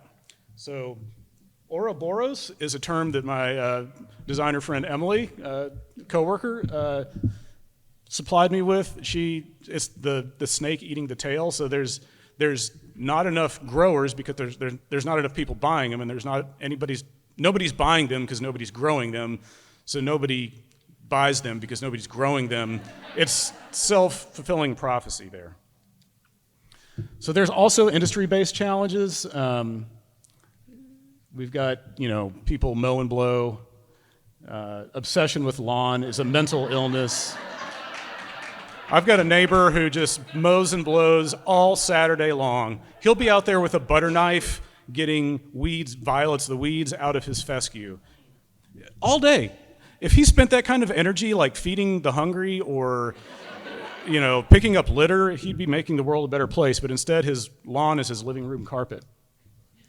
We need to ban the bad stuff. We need to ban invasive plants. We need to get together, and we need to show people that there are tax incentives and stuff like that you can take advantage of. We also need to educational outreach is very important. You need to have hard conversation with your lawn guy. Tell him stop mowing and stop blowing. Just mow and don't weed my garden and don't mulch. If he or she decides that they're going to blow all the leaves and do you a favor, you can fire them and just maybe have a different guy on back burner just in case. But and then you need to stay positive and outreach to other people. Don't just say, hey, can you just cut down your nandinas? They're killing the birds. Well, that just sounds accusatory. You want to be proactive and productive with your conversations.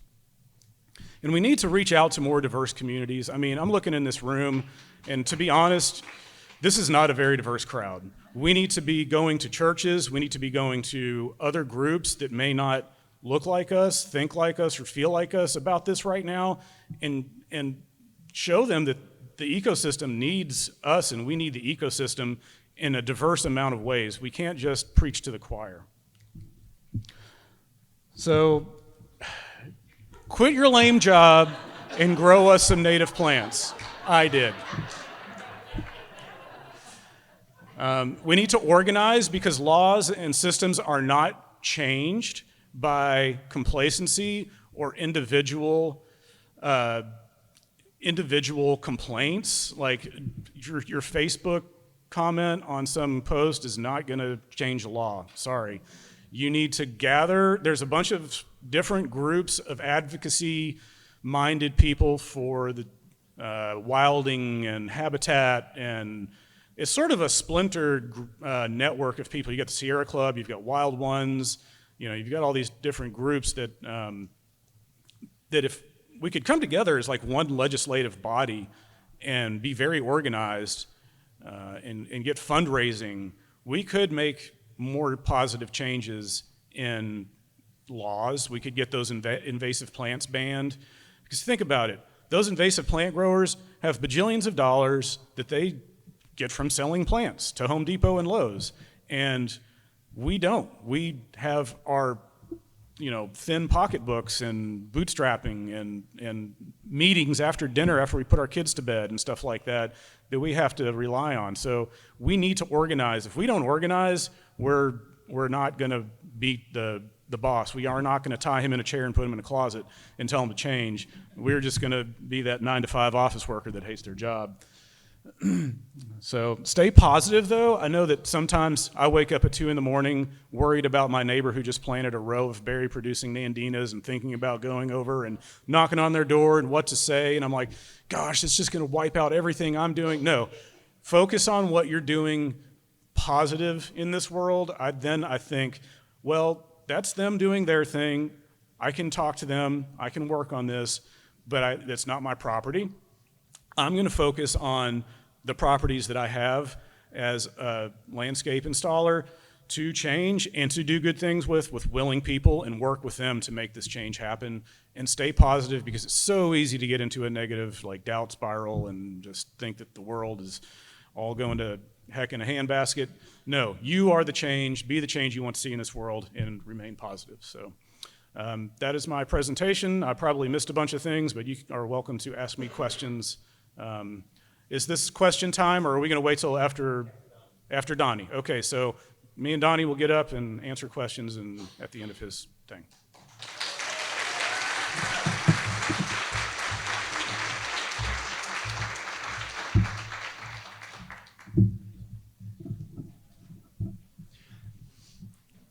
I kind of feel like I should just say what they said, but I'll get going here. So I taught high school theater and art for 37 years, and I did think I would paint one day, and I haven't hardly picked up a brush since I retired. I thought I would follow my grown daughters around, but they didn't want that. They didn't like that either.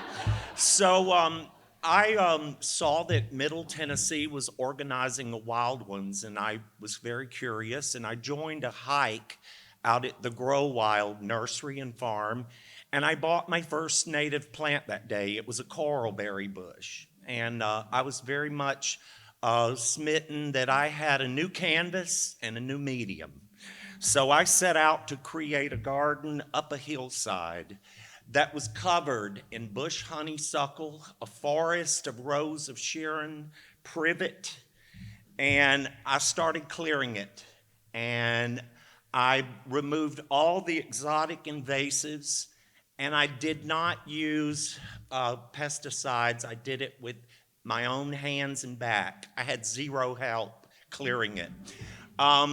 Then I began to repair my stacked rock walls, and now 7 years later I'm still fighting monkey grass, but I keep digging it out as soon as I see it. I hauled over 7 tons of rock, 3 or 4 two at a time, up the hillside to build my stacked rock walls. I have another 2.5 ton being delivered to the driveway next week, and there are 2 giant soil 3 bags out there already. I'm expanding. So I started mapping out my garden, and I marked the natives as I could identify them, so I didn't take out some of what was there. My neighborhood is actually very rich with a variety of native plants. I started putting them in. I have a small pocket prairie. I have a woodland edge. I have an area where the hillside seeps quite a bit, and I put in a rain garden there. And then I have a woodland garden. Now, I started using drifts, big drifts of the same plant, and a nice drift of the river oats at the peak of my path. And this started helping me come up with something that was a little bit of a design. And then I just started plugging plants in everywhere in between. I learned that pretty quick, like these are all photos from my garden, but I learned very quick, like if I planted densely, I wouldn't water as much, they wouldn't need mulch, and I wouldn't be weeding all the time. So I planted very thick. I remember someone in a presentation said, if it says plant a foot apart, put 3 there. So I took that advice. I did learn the hard way that I had to leave room for plants to mature. Passion vines do ramble, and goldenrods do get really big sometimes. So I learned that I would have to give them room to mature. All right, you gotta go. There we go. I used a mixture of textures in the garden. I like hairy stems, smooth leaves, fuzzy leaves, light green, dark green, mold-colored leaves. So I used a variety of textures in the garden.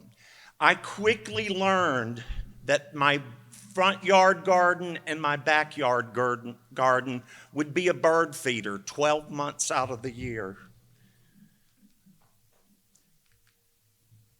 Right after I built the garden, the migrating birds came.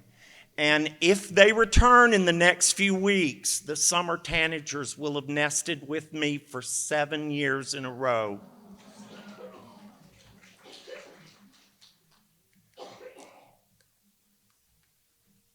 I wanted the sound of water.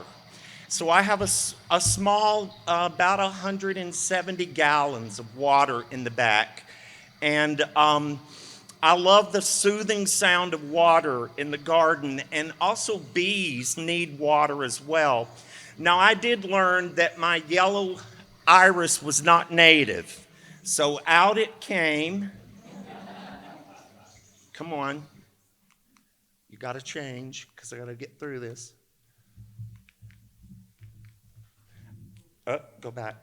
So I added the copper iris, the grassy arrowhead, the Louisiana iris, and I also have the southern blue flag and northern blue flag. And I also grow the rare Grassa parnassus plant in my water garden. I got my Dixie Lace pitcher plants at Grow Wild, and it's fun to have a carnivorous plant in your water garden. And I've gotten really good with them, and I'm able to share them now. And I've grown some other types of carnivorous plants from seed. Very quickly, this came to my garden. The amphibians. My favorite is the skink. That they live in my stacked rock walls and they hibernate there in the winter.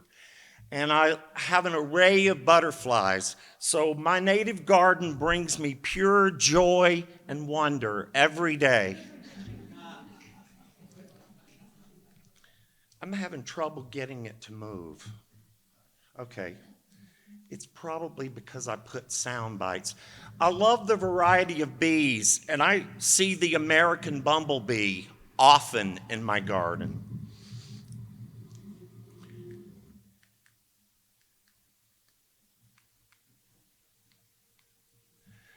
So I decided that it was okay for me to leave my two Japanese maples in the garden that was given to me when I retired. But as you can see, it's thickly surrounded by native plants. And I learned that I could sit back now and relax and enjoy what was happening in the garden. The most important aspect of building a native garden for me was that I wanted it to have a sense of time and place. It was important for me for it not to look perfect in the back. I wanted it to be wild. I wanted it to look like it just happened over a period of time. And so I get that. And it can be a natural dynamic place. I call many of the plants, these are some of my favorite colored ones that I do for attraction and the colors. I love the black-eyed Susans, brown-eyed Susans with the tall ironweed. I love getting the snake root in the fall, and I call swamp thistle my architectural accent plant. And I do love Indian pink, and I have 3 varieties of the blue spiderworts. I love that rich blue color. So I plant for a lot of color in the garden. Now, I live smack in the middle of an HOA neighborhood, and I built raised garden beds. They're about to get tripled. So I like the border being nice and neat out front. The prairie sundrops bloom for a long time, the butterfly weed, and I use a lot of blanket flower. I've quadrupled the size of that island around the mailbox. Pale corydalis I use out there. I use the lance leaf coreopsis, and I love to get my neighbors with the showy tick truffle because they carry the seeds away for me as they go by. So, and if you mix colors like cool colors and warm colors, you get some nice focal points when you're starting to group them together. I mentioned that blanket flower was one of my favorites. I rarely see blanket flower without bees on it. And it's one of my first to bloom, and it even has bloomed into December before out in the front. So it's my plant that will always give me some color in the front yard. These are more of my favorite front yard plants. Slender dayflower is native to my neighborhood. It rambles, so I do have to keep that thinned out. I use gray-headed coneflower on the other side of my driveway with Plains coreopsis. The orange coneflower blooms lengthy all summer in the front, and also the butterfly weed. Now, I planted milkweed beside of my front steps there, and the very first year that I had it, I had monarch visitors. And I went and sat on the bottom of my steps, and there I could watch the miracles take place. And they were everywhere. They were stuck on the garage door entrances and the windows, and it was fun to watch that miracle. Now, I have this sign in my front garden for my nosy neighbors. So they know what I'm doing and what I'm trying to say. Now, I have never had a complaint from an HOA member, and I've never had a complaint from a neighbor. And these are some of my late summer.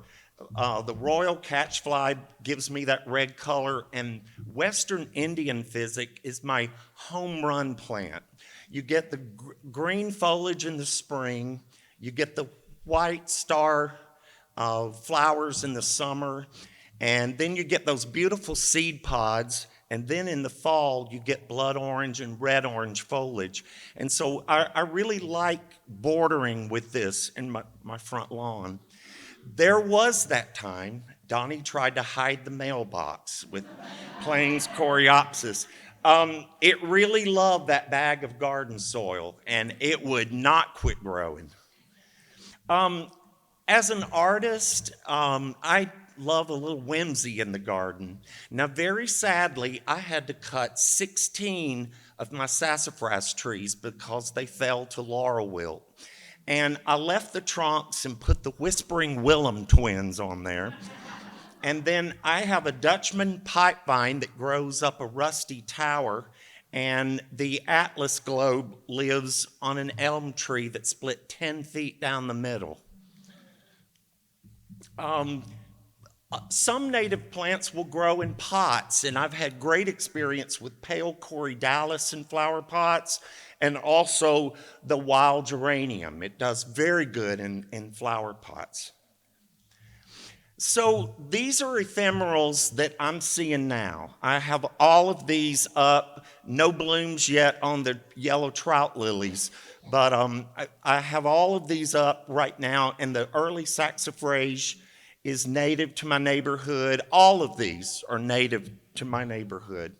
And they're my early ones. I'm seeing the Virginia bluebells. They're peeking up right now, and I'm seeing buds happening on them, but mine are got about another 2, maybe 3 weeks to go. Now, I knew that I had to add some shrubby plants because I had low to the ground and trees. And so the red buckeye was my first one, and it's blooming about the time the hummingbirds arrive to my backyard. And then I added a spice bush, and I went back and got, 5 more? From Joy at Wonder. And I love what happens from the bloom to the berry to the beautiful foliage, and then the little miracles that we get to see on the spice bush. So you can see now my native garden has filled in with all the woodies and shrubs, and there are a variety of heights. I have that beautiful buckthorn that hangs up like an umbrella over the back of my fence. And these are 2 more of my favorite ephemerals that will be coming in soon in my garden.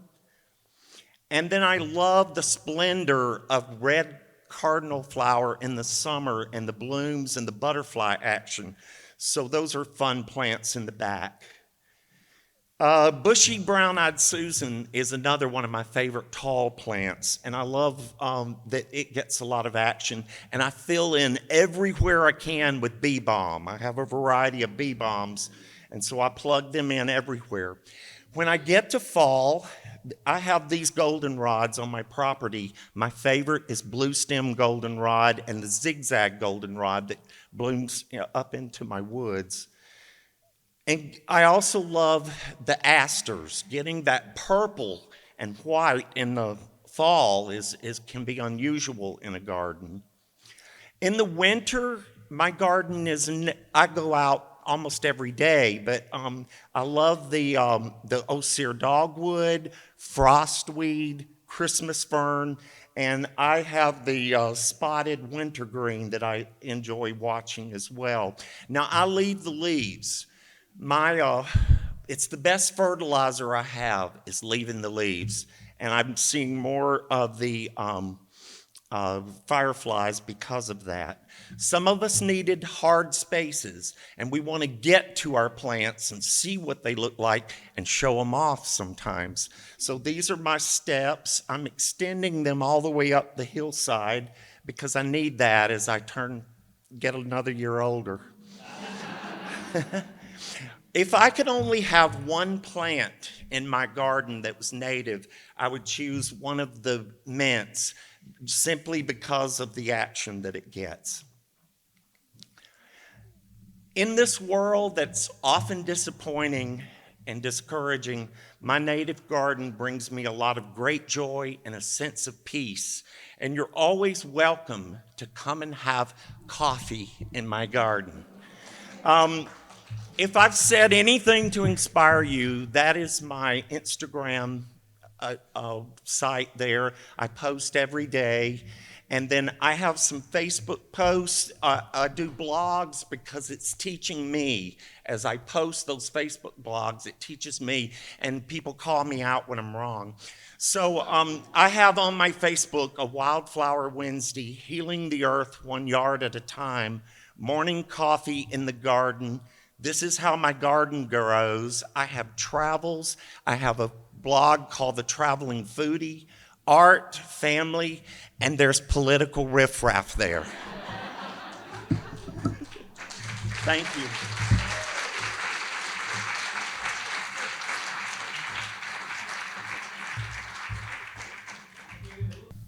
We do have a little time for questions, so anybody have questions for either Ivan or Donnie? Okay, yes, ma'am. Sorry. Where do you buy native plants? One of my favorite sites to look at as I learn what natives will grow where is Prairie Moon. It's almost like a teaching catalog, and you can look and read what blooms here and what it likes.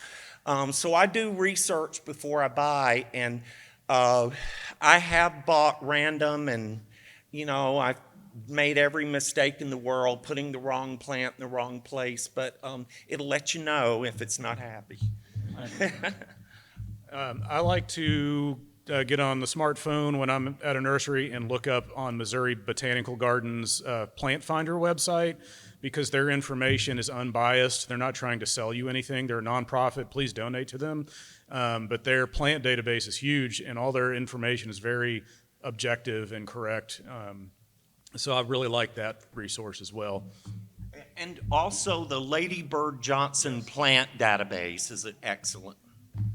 Someone over here, yes, sir. Yes.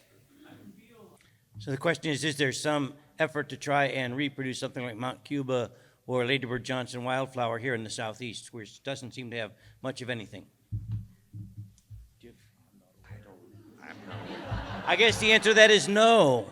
We're going to be a desert for a little now. Maybe this is, Richard. Yeah, maybe this is the effort that comes out of this symposium at some point, is to establish something like that where we can have places where people can go and get information. There was somebody over here with her hand up. Yes. How much editing do we do in our gardens as opposed to letting it just fight it out? I do as a teacher and a parent, I nurture my garden. But I will say that I have white clay, and I cut through shale rock, and the soil couldn't have been worse. And every big rain, the street was covered with white clay, and I realized the hillside was eroding. I never see that anymore. But I do have to water my hillside more often than anybody else would. I like anything swamp thistles, swamp this or that. So I've put plants that would not live there if I didn't put the water to them during the dry times. Yes, sir. Billy. I think the question was that there's a tree organization giving out black gums, and what was the other one? Serviceberry. They grow in rich, acidic, well-drained soil, and we are in the Nashville Basin. And what happens to these trees in those spaces? And they do survive. Sometimes they do need a little extra water. They don't thrive. You might see early leaf drop. You might not see the great fall color. You might not see the berry and flower production, but they will survive. It's maybe not the best plant for the right, but it's better than a non-native plant. It's better than a Zelkova or some of the free tree giveaways, or which organization? Yeah, I recommend service berries. They're very versatile. They'll bloom in full sun in a dry yard. I've seen. There's a patch on the way to my daughter's school. I walk every morning, and when school's about to let out in May, we are raking quarts and quarts of service berries into containers to take home. This is a rocky, dry, full sun yard in East Nashville that is not anywhere near the normal range for serviceberry. Okay, last question over here. Somebody over here. I thought I saw, yes. It's a tax incentive for planting native plants. My wonderful coworker Katie put that slide in for me. She is right here. Do you want to? Just Google searching Tennessee tax incentives for using native plants. I know organizations like Ducks Unlimited have grant funding that they use for that. There are organizations out there. It's almost like you need a consultant to help you figure it out, though, because it's scattered. There's no straightforward answer there.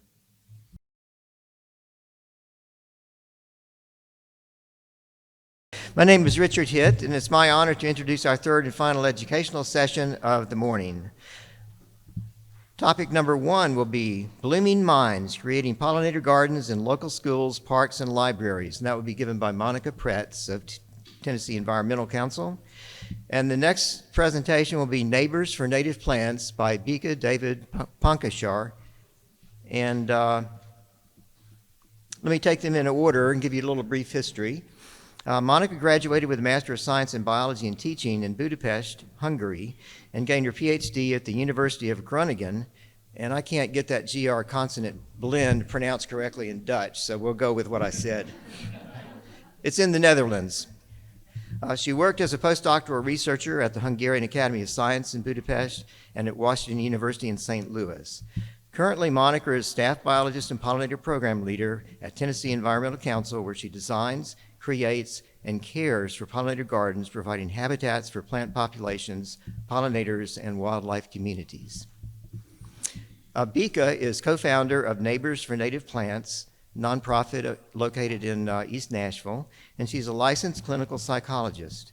She was born and raised in Belgium, where she obtained a master's degree in clinical child psychology from the University of Leuven prior to initiating further education at Vanderbilt University. When not working, Bieke enjoys spending time with her daughters, her husband, exploring nature, practicing piano, and relaxing with friends. Monika.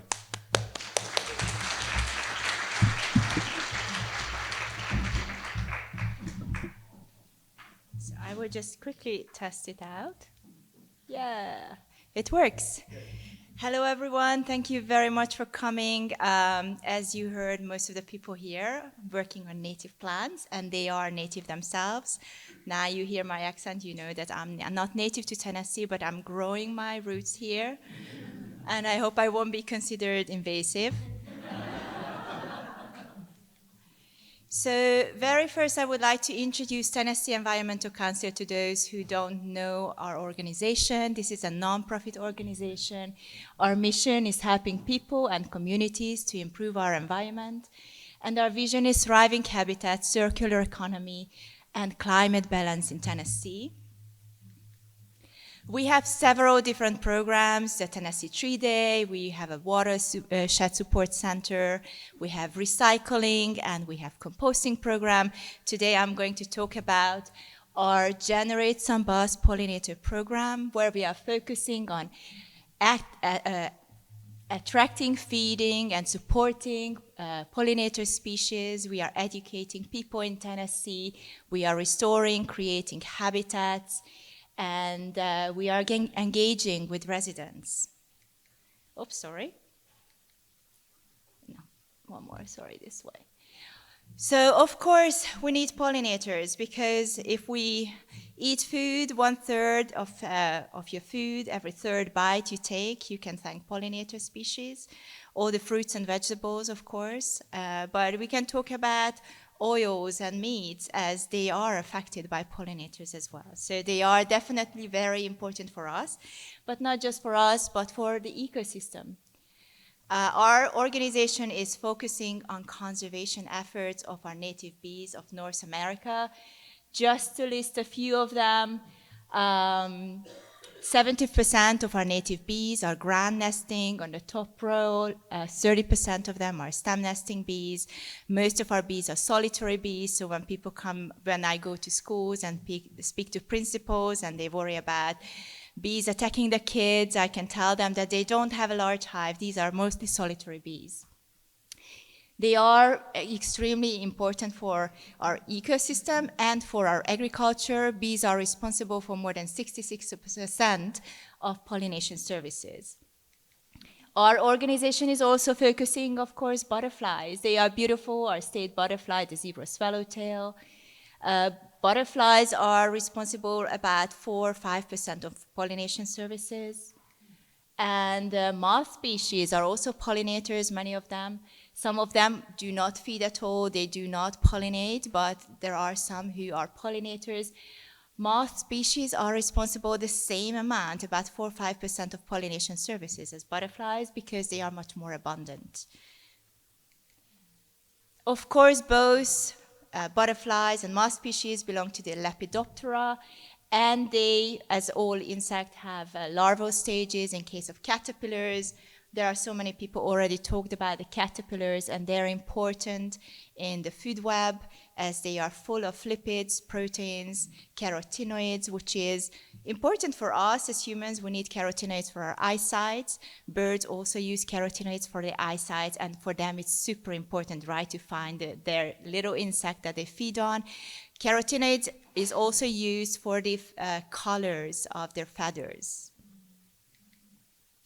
Other pollinator species, it's not just the beautiful butterflies. There are so many other insects that are important pollinators. A lot of people don't think of beetles. Beetles are responsible for 9% of pollination services. And of course, hoverflies, flies, and hummingbirds. Wasps are important too. I won't talk too much about this slide because we all talk about it. Native plants, we are planting native plants to our eco-region, and keystone plants because they are unique for the food web and essential for insect, bird, and wildlife species. Joe started to speak about host plants, so just very quickly, why host plants develop. During evolution, plants, of course, don't want to be eaten by herbivores, so they develop different kind of defenses, whether it's an external defense, spikes or thorns, or internal defenses, which can be different chemicals like tannin, lignins, cardioglycosides, and milkweed. And of course, insects evolve together with native plants, so they adapt to these toxic chemicals, but it takes a long time during evolution to adapt to such a change, and that's why this specialization evolved. This specialization became an integral part of the life of insect and native plants. And 90% of our herbivorous insects eat native plants. So this is a slide that we need to talk about a lot. Unfortunately, the number of pollinators are declining drastically and rapidly in the last, I would say, 3-4 decades now. And a large part of it is habitat loss, urbanizations, our lawns that we love, really short and really green.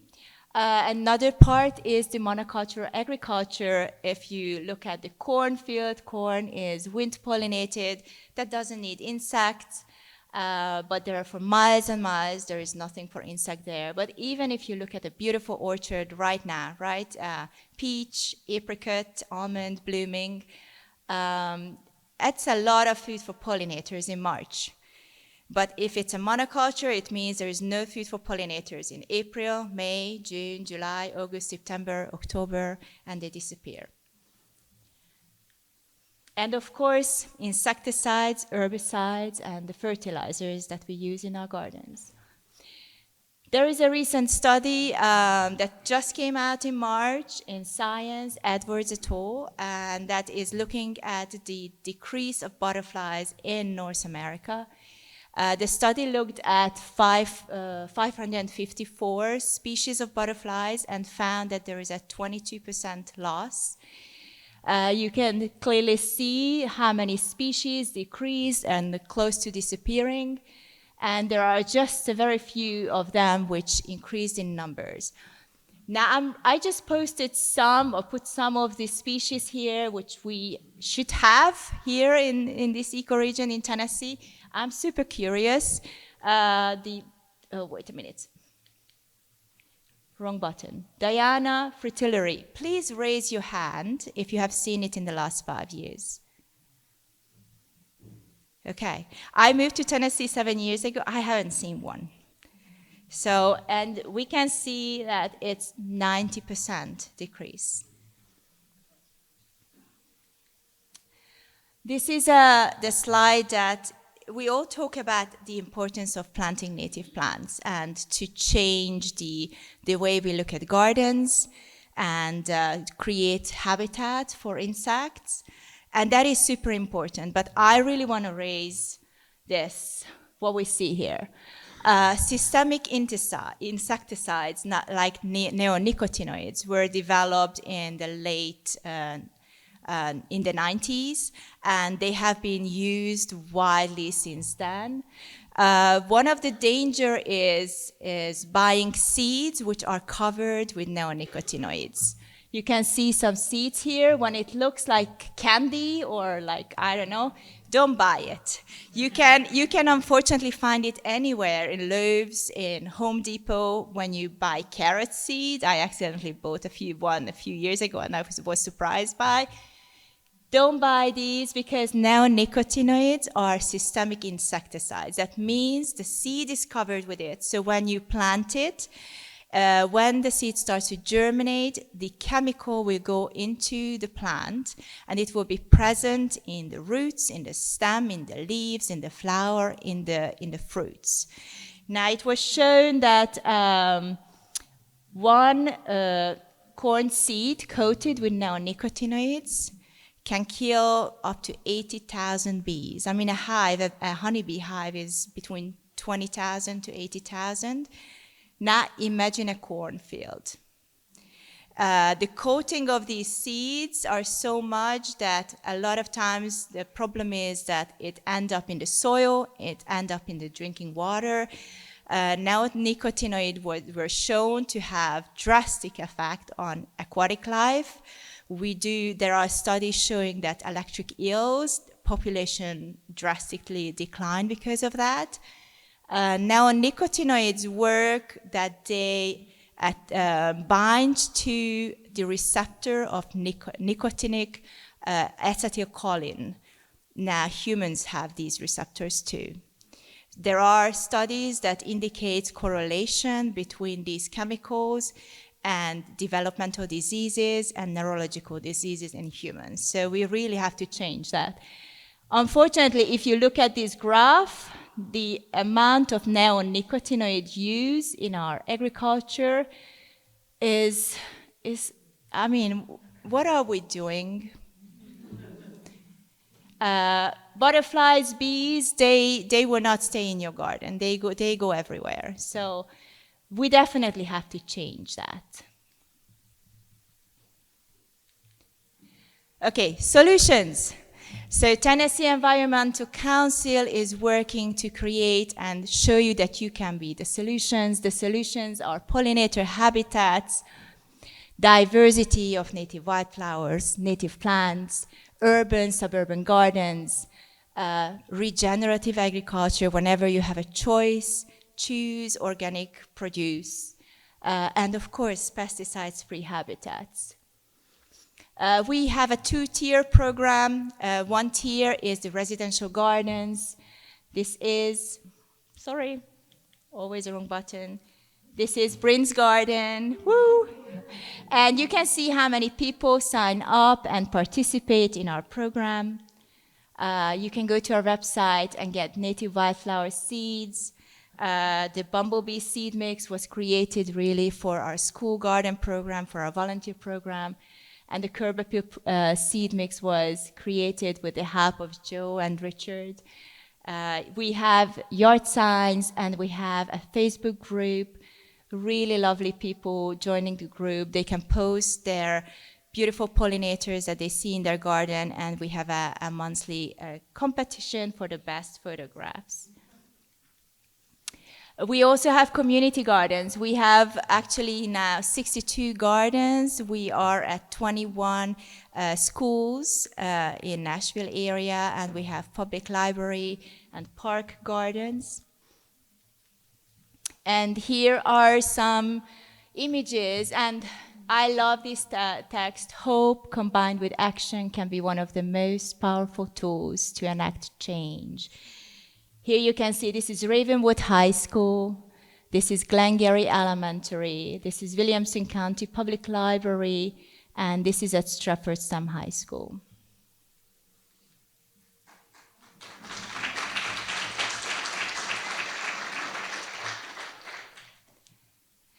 And we do all this. I mean, our team is tiny. It's three of us, me, Bryn, and Tiffany, and some other people help us from the field team, but we do all of this work with public volunteers, with community volunteers, with corporate volunteers. And we truly believe that this is the time when communities coming together has never been more important than now. We go to schools, we create the pollinator gardens there, and a lot of times kids can come out and they participate. We make sure whenever we are there that they get education as well, that they learn from our tables and they have something to take home with them. Some more examples. So this was Ravenwood High School. This is a church in East Nashville, Aldersgate. This is Williamson County Public Library. Cornelia Fort Air Park. These two are Stratford-Sam High School. This is from Merrill Hyde in Hendersonville, and this one is also at Stratford-Sam. Just at Stratford-Sam High School, we have 19 gardens. So, of course, our gardens, we very quickly see how insects are returning to our gardens. We see that birds, I mean, bluebirds, we just started a garden, we just started to dig, bluebirds are there. But of course, there are some measurements that we take and also some that the schools use our gardens. So they are living laboratories. The schools can use these gardens for biology, environmental science classes, biostem, interdisciplinary science and research. They do population estimation, biodiversity measurements, pollination services, food webs, ecological relationships. We identify species in the gardens. There is also at Stratford-Sam a water filtration study going on.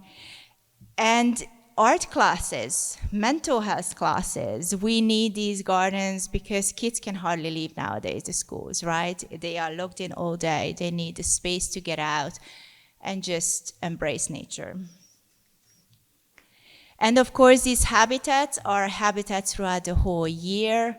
Not just the summer flowers, but the fall flowers, and these are habitats where species overwinter, where birds find their food in the wintertime too. So just a few steps to take if you are interested in to join the program. What you need to do is basically, the very first thing is, just because you are interested in, that's not enough. Make sure you have a community. Get your people. Make sure that they understand what it is about and you really want it. And then reach out to us. What we will do, we will go out and we will do a site investigation, find the best place for the garden, make sure that there is access to the garden, the students can get to it, the community can get to it. We will do a garden design, we write a proposal, we will go and get all the approvals and permissions. We work on that with the school board. We will locate funds, we will locate corporate partners, and we will work on creating the corporate volunteer events. So when it comes that we have the money, we will make sure that we have the people who will come and help you creating the garden. We organize this creation event, but we also organize maintenance event, and we do educational outreach. And that's it. Thank you very much.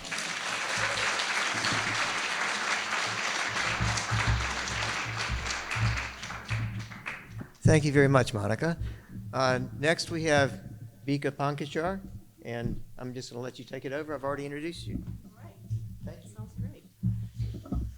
Okay, hi everyone.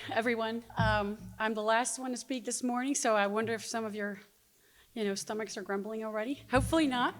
But I know we're all here. This is kind of like find your people. We're all excited about similar things. So hopefully your attention span can last a little bit longer. Oops, wrong direction. Hang on. Here we go. So I am one of the co-founders of Neighbors for Native Plants, and it's a nonprofit organization that Bethany and I started about 2.5 years ago. Bethany's over there. Would you mind waving? She's over there. She's amazing. And yes, so I want to tell you a little bit about our story and how sort of we came to be. So it seems like everyone here knows Doug Tallamy, and so I don't have to talk to you much about him, but he really was our inspiration. Bethany had been working with native plants for longer than I had. We did not know each other, but we connected through a friend. The person in the middle is Laura Wallace, and she is my friend and neighbor, and she is Bethany's friend. And after I read Nature's Best Hope, I was couldn't stop talking about it.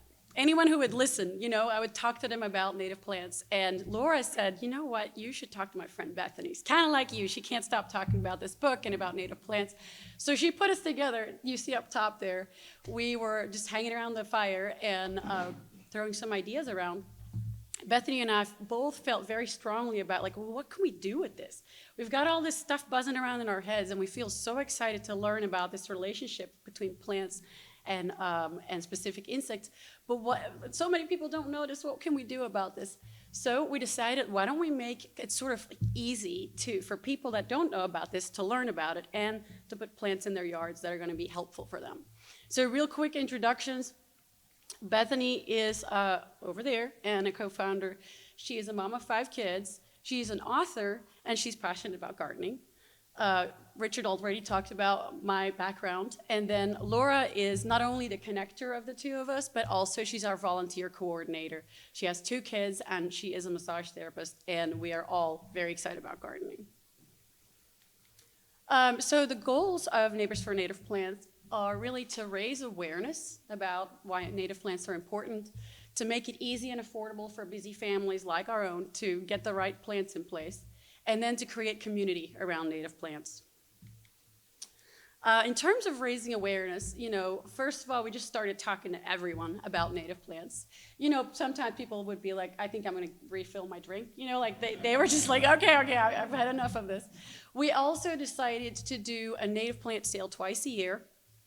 And we built a website, which Bethany made look incredibly beautiful. And we started Instagram, just to get the word out a little bit more broadly. By the way, we are currently having our spring sale, so that stuff is all on our website in case anyone's looking for more plants for their yard. Another thing we did to raise awareness, even though it was kind of scary, is we kind of appeared in public places. So I don't know if you recognize some of the people here, but like today in Nashville's host is Carol Sullivan, and she is very excited about gardening and native plants. So we were able to come on her show, and I think actually, was that the same, you had an interview with her, right, Joanna? So anyways, she's super jazzed, and we talked to her and her show. Is there a microphone issue? Oh, thank you. Hi. So anyways, she had us on. We were able to share the message. Then Carly Gordon with News Channel 4, she also was very passionate about this, and she had us on. And she even like, if I mentioned it to her, she's like, oh, let me say it on the news that there's another native plant sale coming up. So she was a big advocate as well. And then Bob Mueller, his team, they did another talk about native plants and kind of like what we were trying to do. Also, up there, you see Bethany with Mark Fraley. He is a local podcaster who talks a lot about conservation and other things as well. But he had Bethany on last week, or was it 2 weeks ago? And they talked about native plants, which was fun. And if you want to check it out, you can go to his podcast. And then this, in the middle there, you see Pollinator Partnership. They reached out to us to see if we would write a newsletter for bee-friendly gardening, which we did. And so we're trying to just get the word out. Another part of the mission, right, is how can we make these things easy? Because, you know, some people are retired and have more time. Some people have little kids and a job and all kinds of things, and they don't really have time. But they still want to do the right thing. I think that some of you mentioned sort of this feeling of like, what can we do? A little bit of despair almost, but then also a desire to do something with it. And so we decided to put together these pollinator kits. We buy them in bulk so that we get better deals. People then order their kits online. Like, you know, we have like a certain amount of time. Like this spring sale is like all of March. People can order online. And then once we have our orders in, we prepare all the kits by hand, and then people come pick them up at our pickup event, which this time is April 27th. And then we also have some extra plants available the day of. The ones at the bottom, those are the plants we have available this time. And when you wonder, like, okay, how do you put these kits together? Some of the things we do is we really get super careful. And I think actually two of the things that were already mentioned that we love is Prairie Moon Nursery's website, because they just have the amazing research. You see the Bonap map up the top there. They show you where a plant is native, like down to the county level. So we use that a lot when we're selecting our plants for our sales to make sure that the plant is natively present in our county or surrounding counties. Also, we use the native plant finder that Joy mentioned, because it's so fun. You like type in your zip code, it shows you the plants, and then you click on a plant, and it'll tell you which butterflies and moth species are supported by that plant. So we kind of use a little bit of both. We also try to pick plants that can handle sort of a variety of moisture and a variety of soil, because a lot of the people that buy from us are beginning gardeners. They don't really feel like, I know what I'm doing, but they want to do something to make a difference. We try to make sure plants bloom in different times of the year, because, you know, that way we have food for the pollinators across the year. And also we try to get them not too tall, because people, especially like new people, like they're gonna want to make sure that things fit into their neighborhood and look, you know, neighbors aren't gonna complain. Now it sounds like, Donnie, you have, I don't know where you are, but you have made sure, oh, there you are, they made sure people don't complain, which is amazing. Sort of the beauty of your design. So I want to talk to you a little bit about our sort of growth in our model. So the first time we got together, we basically told friends and family. And friends and family, hey, we're going to buy some plants in bulk, and if you guys want to be a part of this, great, here's what we're doing. So we had some boxes delivered. We put them together on the porch, and then people could pick up their plants. We had some kind of fun vibes around it in the sense of like music. It was just great. People came and asked plant questions, but also were like enjoying being around other people with similar interests. So in the spring, we like plants, and we also like data. So in the spring, we had about 46 families total by approximately 600 native plants. And when I'm saying plants, I mean plugs. Like, so we use plugs as our size, if you will. Between then and the next time, we got really excited because everyone there was jazzed, and so we said, okay, let's like talk to more people. Let's not just include our family and friends. So this is where we did the social media, the talking with Carly Gordon, and so forth. And we had a lot more orders. So many that my living room ended up full of plants. Like, plants were everywhere. We had great music and good vibes, but Bethany and I were just completely overwhelmed because there was, at that time, more than 200 families picking up about 4,000 plants. So we were kind of like, whoa, what just happened?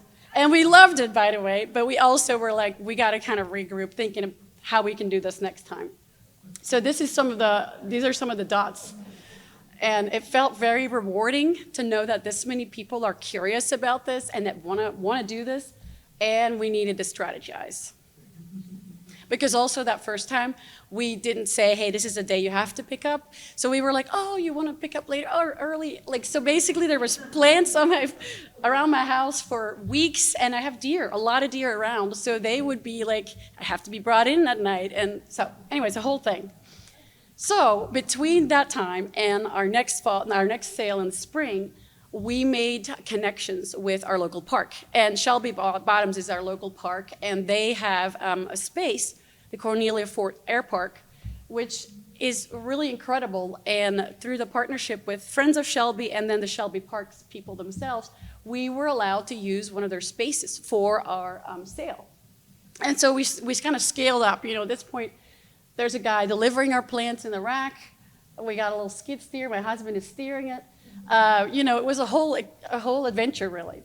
But it felt so good to be able to use that space. And also, that's like a community space. So it brought in more people. Sometimes when we were putting together kits, people would just wander in and ask what this was all about. And that was very exciting. We used who we could get. Like, sometimes our kids were involved because they loved kind of being part of it. And then we were kind of organized and ready. So this is sort of like the event. Above the top row, you can see a bunch of people who volunteered to be there, including we had some 2 young guys show up, and we didn't know them, but they said they were interested, and they were kind of quiet when I did the introductions. And then by the end of the thing, they were like, I'm so inspired. So that was really neat. Because like you said, the spark is real, and it affects people very, very well, I think.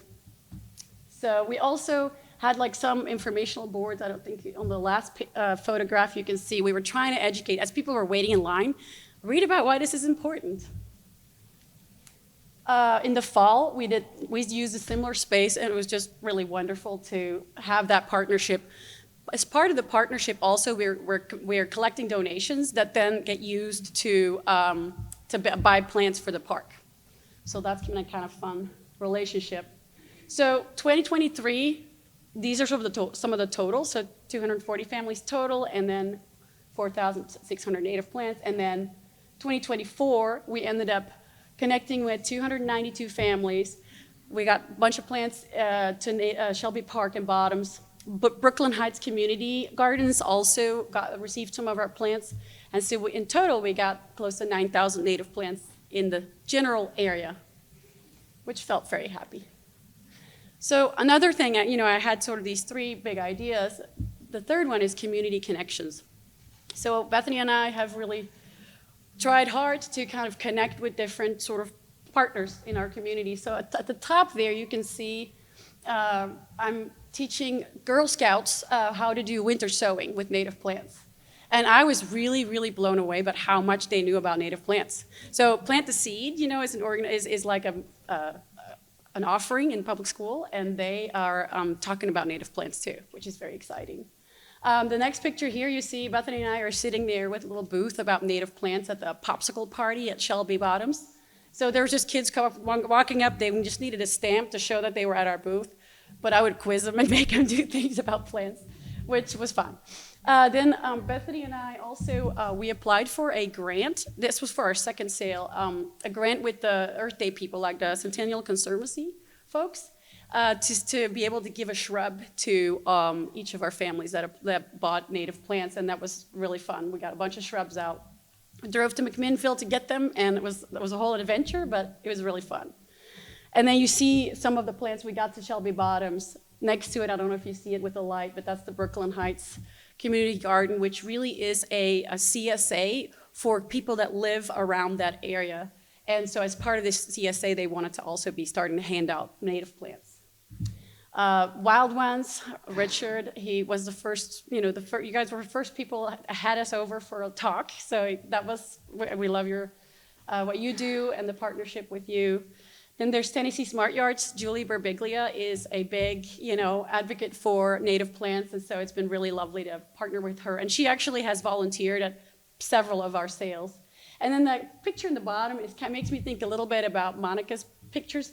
Bethany decided to talk to her one of her kids' schools about native plants, and can I please put some native plants in them? Boom.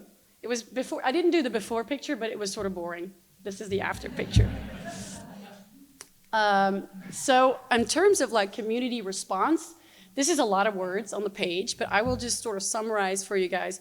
The main ideas that we've gotten back from people is people, before they kind of connected with us, felt sort of overwhelmed. Like, where do you start? What do you pick? Where do you find them? People also felt like so excited to share this with their children. Like, oh, we're going to plant this, and let me tell you why this is important. So some people in East Nashville talked about the sort of trauma that came with a tornado going through our neighborhood, and then how we were able to, they wanted to be really intentional about what to bring back in as they're restoring that habitat. So yeah, it's been a really fun experience overall. So in terms of this sort of zoomed out mission, beyond our backyard, we really are hoping to build habitat. And I don't think anyone mentioned the word homegrown national park, but that's sort of one of Doug Tallamy's key terms. He talks about how 85% of land in the U.S. is privately owned, and so we really have a lot of opportunity to make a big difference there by growing sort of a national park in our own yards. But also, if you think about many people doing that, you can expand the footprint of existing green spaces.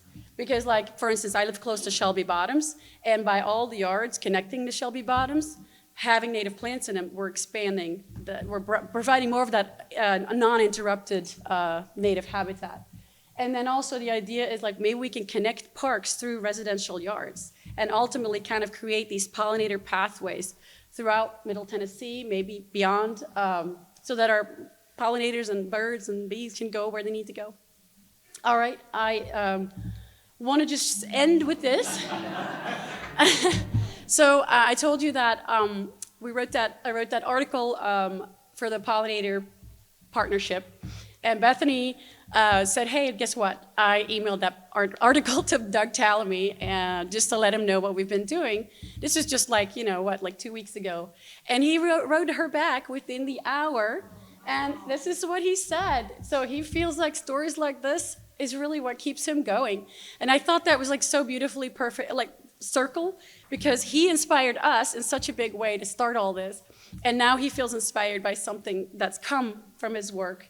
It just makes me think about that connection between plants and our really us, plants, insects, because we need pollinators, right? As many of you talked about, we need pollinators to live, and they need us right now to plant native plants so that we can all live together. That's it from me.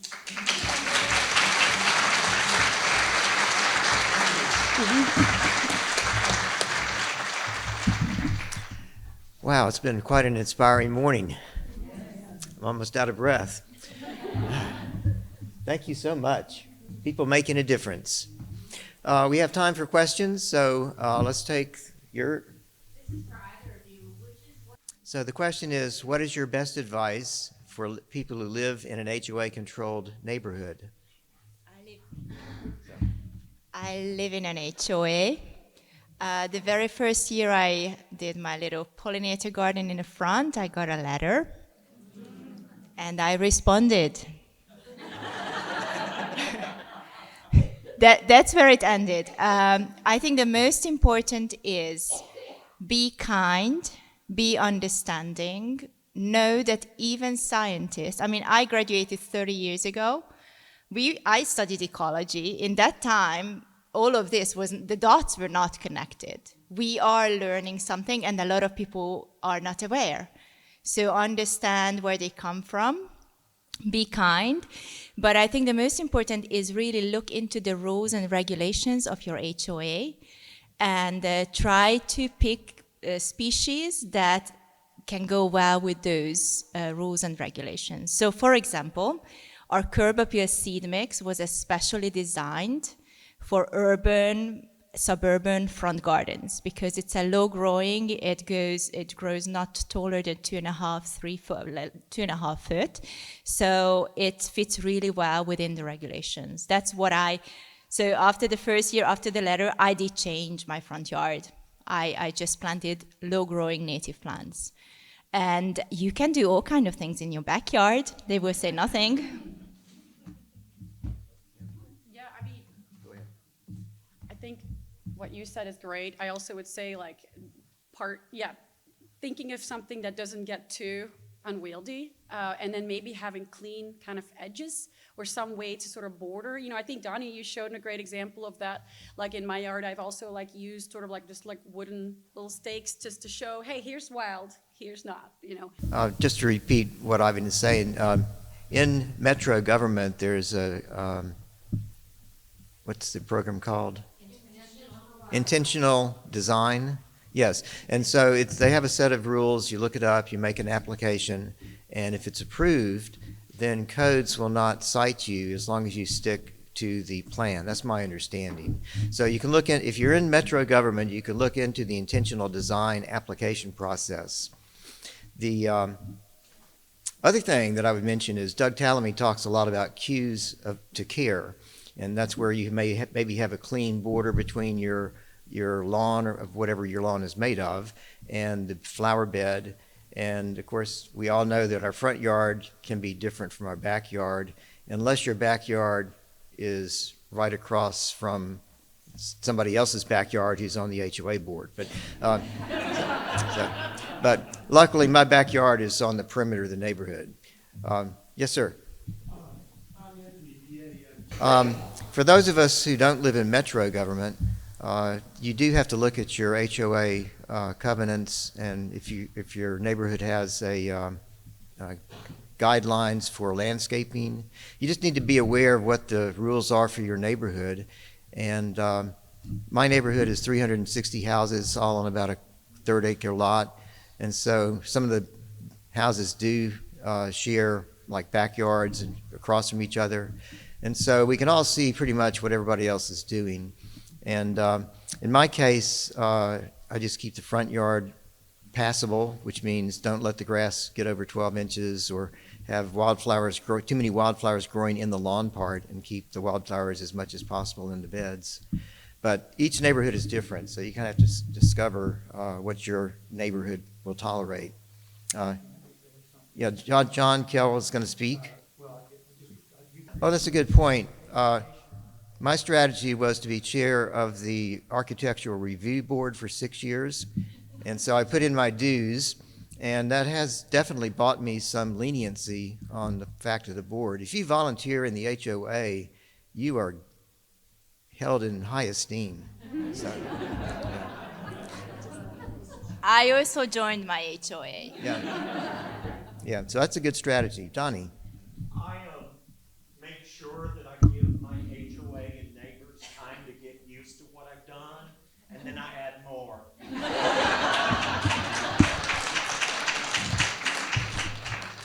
Also a good strategy. Thank you, Donnie. Yeah. Yes? Can you summarize the question? I think your question was that on the graph, that most of the neonicotinoids used were on agricultural products, and if the animal feed contains higher amount of neonicotinoids, right? I do not have the data of that, but I'm pretty sure. Yeah. I honestly don't know the answer, but I think for pollinators, it doesn't make a difference on a sense that they don't stay in one area, right? They migrate, they go from one place to another place, so they are affected for sure. Thank you. Any other questions? Yes? I would just like to say a comment about Grassroots, yeah. So the comment was that Neighbors for Native Plants is a good example of the answer for what we do about losing federal funding. And that, I guess the hope would be that that is more of a temporary issue. But we don't know the future, and so we really need to insulate ourselves from future things like that. Miriam? Thank you, Richard. I just wanted to mention one way to kind of get around the complaints in the front yard and the curbs is in District 18, which is in the urban core, we have initiated an alleyway pollinator pathway project, which serves to, which we're about to begin planting alleyway patches in District 18. So you can plant tall pollinator plants, pollinator-friendly plants, natives, without getting as much feedback, because people are less likely to want to mow, they're less likely to want to complain. It beautifies where the trash cans are, and we're hoping that this will catch fire, but we're starting with 200 residences and alleyways this year to see where it goes. Thank you. So we're trying to finish up by 12:30 so we can actually go to lunch. So we have time for one more question. Yes, sir. So the question was, we now know, of course, that neonicotinoids are bad. What do we do to fix that? How do we get progress on that issue? You have some comments? Yes, thank you for that question. Well, it is a big question, right? So I'm from Europe. I do know that in the European Union, 3 out of the 5 neonicotinoids has been banned since 2017-18, right? In the US, there are some states that's starting some regulation and ban. It's New York State, Vermont, Washington, and California. It just has to change on bigger levels. I mean, it has to come from up and bottom both and meet in the middle. I think one large hypocrisy in the whole pesticide thing is that even though in the European Union these neonicotinoids are banned, the European companies, they are still producing these neonicotinoids, and they are selling it to, yes, US is the biggest importer, and Brazil, of neonicotinoids. So we have to stop buying it. But that has to, I think it has to come from the government mostly, that they have to regulate, they have to recognize the deadly effect on the ecosystem and the effect on humans as well.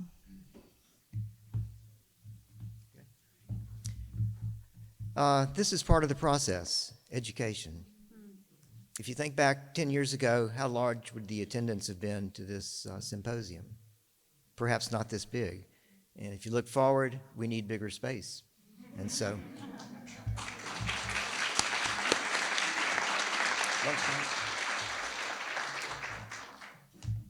do you have anything you want to add, Vera? Okay.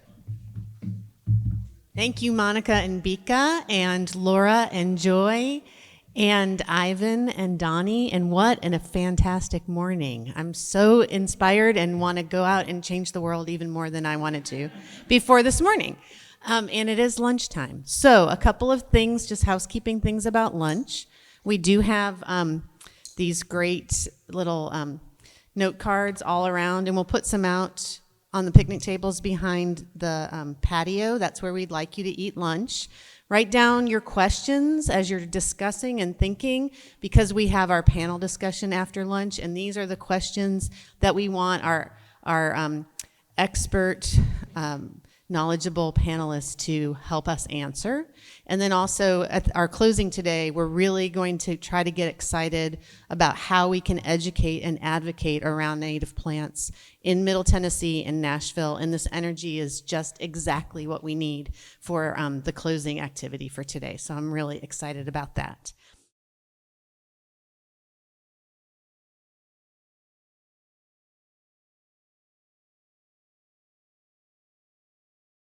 My name is Richard Hitt. Took the Tennessee Naturalist Program in 2011. Margie Hunter was one of my teachers for three of the classes. She's very inspirational, but my click moment was when I saw a inchworm sitting on top of a plant, and I think I had just scattered some random prairie seeds in a corner of my yard. And the plant that it was on was what's called a false sunflower, Heliopsis helianthoides. But it was an inchworm, and because I was a student of cartoons in the 50s, I knew exactly what to call it. And so the interesting thing about this inchworm was that it had festooned its body with plant parts as camouflage. And so when you looked at the inchworm, it just looked like another part of the plant that was moving kind of slowly. All right, so that was cool. But about a month later, I saw a moth in my yard, and I think Bieke had a slide of this emerald, wavy-lined emerald moth. And so I looked that up, having been a graduate of the Tennessee Naturalist Program. I knew how to look things up, I guess, and found out that the inchworm was the caterpillar stage of that wavy-lined emerald moth. And so that was my first experience with sort of creating life in my yard just by standing back and letting nature do its work. And then I did the whole Gulf fritillary thing after that, so things really got out of control. So I'm going to let Gail introduce herself. Well, I had something written, and I'm just putting it aside. I'm a Tennessee naturalist and a garden blogger, and I've been blogging for 17 years, and I've been gardening on a very difficult site in Hillwood for 35 years. And my moment probably came when I realized that I had made so many mistakes in gardening, and I looked around and I thought, holy moly, there are wildflowers that are already here. How could I have missed them?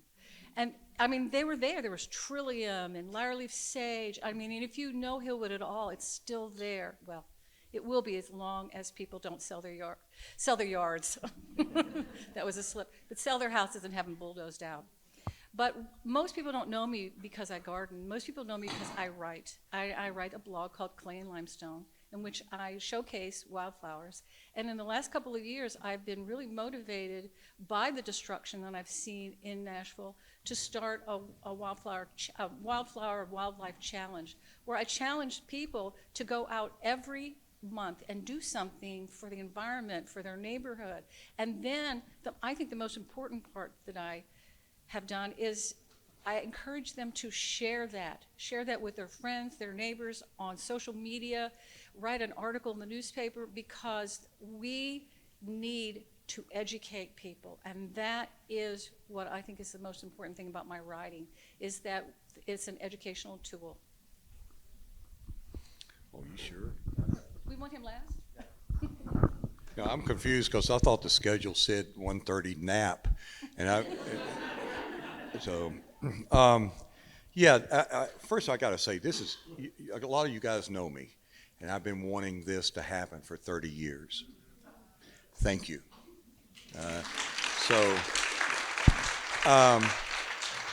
I have a couple of aha moments, and one was people that were very important to me, and a lot of them are sitting up here right now, but my mother was a single mom, and she had 2 boys, and she said, you're going to get out.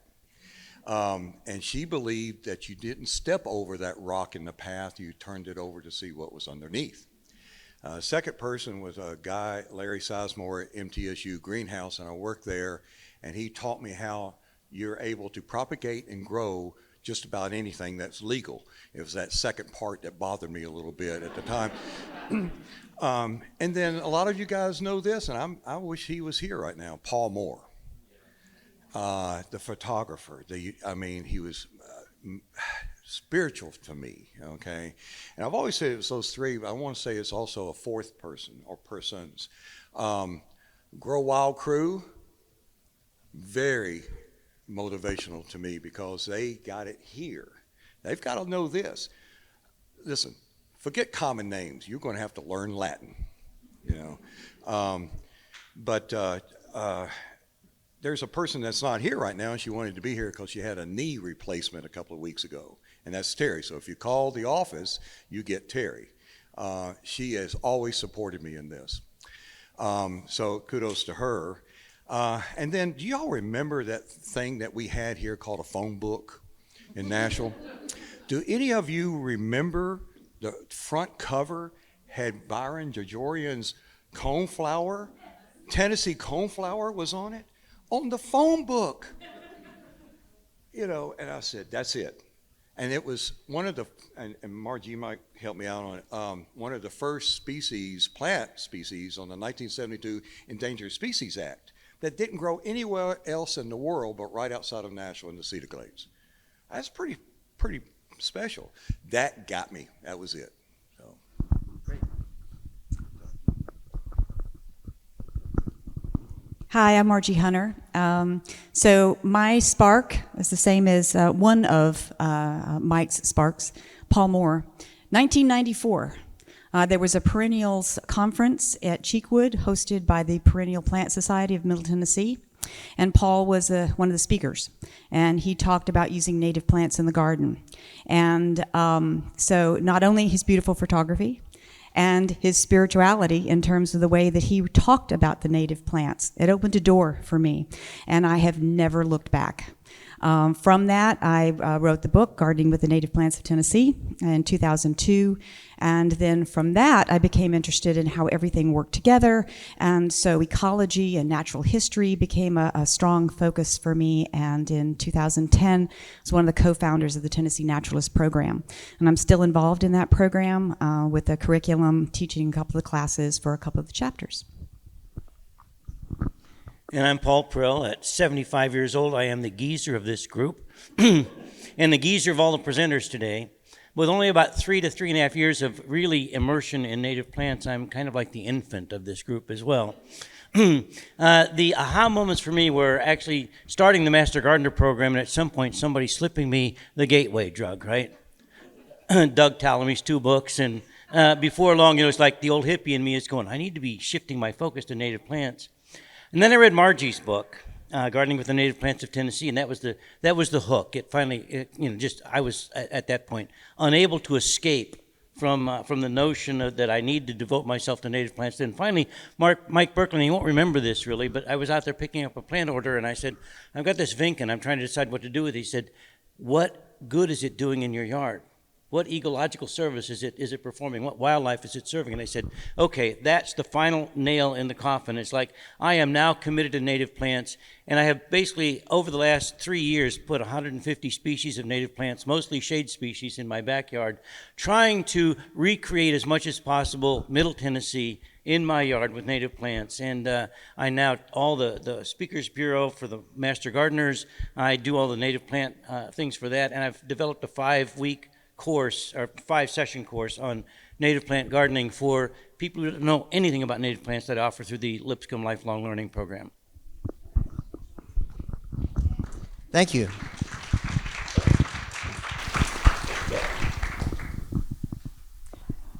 Vera, do we have some questions ready? We do. All right. We'll need to repeat the questions. So, favorite plant identification app. Well, I can tell you that I use iNaturalist and I use Picture This, and there was something else I tried out briefly. The things I like about iNaturalist are that, well, it gives you a list of possibilities ranked by likelihood if it can do that. My version of Picture This just says, this is what it is, and it's wrong about 1/3 of the time, 1/4 of the time. But I'm glad to at least have a pointer. And so I think the AI side of this has a long way to go, but there's no substitute for a dichotomous key is basically what I'm saying. So that requires a lot of, in the old days we would say trips to the botany dictionary, but these days you just pull out your phone and type it in. So they're all useful. I don't think you'll find one that's the killer app that's going to solve the world's problems. Other comments?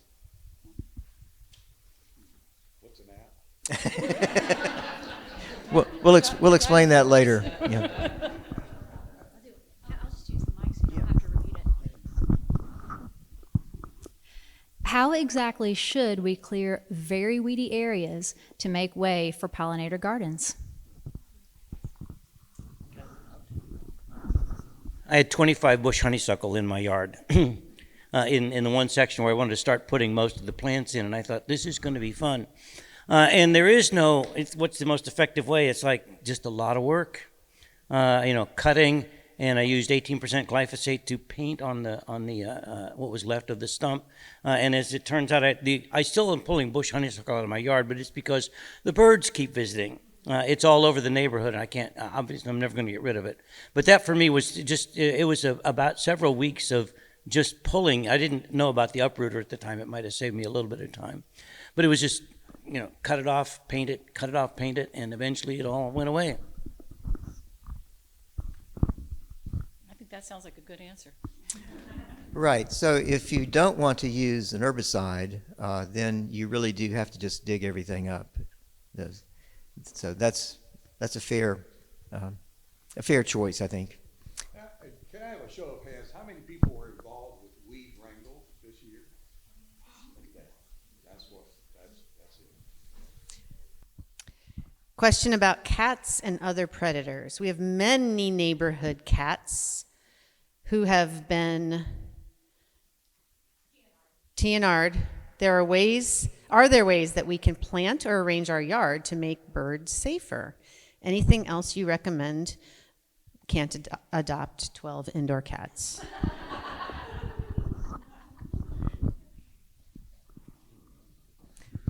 Well, that's sort of a legal issue. As who was talking about that this morning? Laura, yeah. So we control dogs. Most communities do. We don't control cats, and so in my neighborhood, so I've got in my yard I've got about 1,000 potted plants in my backyard that hides all sorts of skinks and things between the pots, and so I have a neighbor who, they don't leash their dog and they don't leash their cat, and so they're nice people. I've talked to them, and so I've just explained to them the issue with the cat. And the dog's okay, but the cat is over my yard prowling. It's got that prowling stance going on. And so she is working on reining in her cat more than she used to. It's not 100%. But in this particular case, the people were nice. They're not trying to do any harm, so I just reasoned with them. And there's been some improvement, but not where I want to get to. I've never actually seen the cat with a bird in its mouth, or lizard, but I'm sure that it's happening. It's a tough question. It is a tough question, but I think structure is the thing that you want to look at. I have a bird feeder, and my neighbors had cats, and I have a cat too. We've had cats, and I keep them inside. But as long as there's enough space where they can see the predator coming and have a chance to escape, I think that is something around wherever birds might be attracted, and then have shrubs, higher level shrubs, and dead snags and things where they can sit and observe and see what's going on and have a clearer picture of their environment from a bird perspective so that they can see predators easier and escape from those predators when they are present. Will you please give us an update on the wetlands bill? I know a little bit about it. I guess Margie. Do you know what happened on Wednesday? 7-2 passed. I'm sorry, there's a wetlands bill before the state legislature which says that a wet area cannot be declared a wetland by the Tennessee Department of Environment and Conservation unless it is already listed as such by the federal government. And so the backstory on that is that TDEC has the ability to label a property as a wetland, which then conveys certain protections. And so I don't know the details, but that's and about 80% of things that are called wetlands now are less than an acre in the state of Tennessee, is something I read from the Tennessee Citizens for Wildlife Wilderness Planning. Thank you. Parrot. And so that would then remove protections from basically 80% of the wetlands that we have in the state of Tennessee and open them possibly for development. And so when it went before the House committee that was studying this, they passed on party line 7-2. And so that clears the way for the Senate committee, the corresponding Senate committee, to consider the bill. And so if that passes, then we go to the state legislature, and people don't see much roadblock for the full legislature approving that bill. So if you have an opinion on whether that committee in the Senate should approve the bill or not, you can look into who you would contact, who are the people on that committee, and let them know how you feel about it. So the Tennessee Naturalist Program has already sent out an email to all of the Tennessee naturalists. So if you're in the Tennessee Naturalist Program, you'll have that email you can look at, which gives you more specifics. You can also just Google Tennessee Citizens for Wilderness Planning and type in Wetlands Bill. You can go to the Harpeth Conservancy website, type in Wetlands Bill, and you will get excellent information from those sites. Yes. I just wanted to say it's like, so one of my jobs is delineating wetlands and getting environmental permits to impact wetlands. And what I've observed is most of my work is in Middle Tennessee. We're a lot different from West Tennessee. In West Tennessee, you have lots of wetlands. There's just lots more water. But in Middle Tennessee, a lot of our places are defined by karst geology. We're known for our caves. Not as many caves in West Tennessee either. It's not a competition. But what happens with our wetlands is, so the Corps takes jurisdiction over wetlands that are connected to waters of the state. So wetlands that are connected to streams. Right now, TDEC takes jurisdiction pretty much of all wetlands, and that's what's at risk, is those wetlands that are not connected to a stream would no longer be jurisdictional. With our karst topography, a lot of our wetlands sink, and especially in the Central Basin, we have wetlands on top of limestone with these really unique limestone glade wetlands, and those are associated with a lot of our endemic plants. So that's a big worry. I'm sure the Tennessee naturalists are concerned about that. Panel. Which well-known new perennialist or naturalistic landscape designer has most inspired you and your approach to native gardening?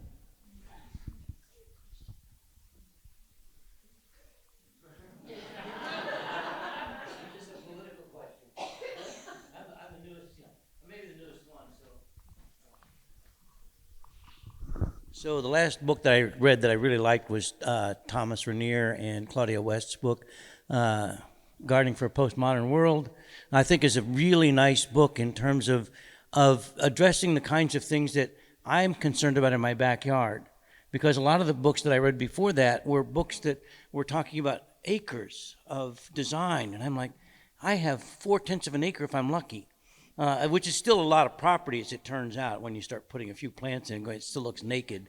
Here's a few more, it still looks naked. But I found that book to be very, very helpful. I've also liked Benjamin Vogt's Prairie Up, and there's one that came out after that. But the Rainier and West book I thought was really phenomenal. Well, now that he mentioned that, I thought of somebody.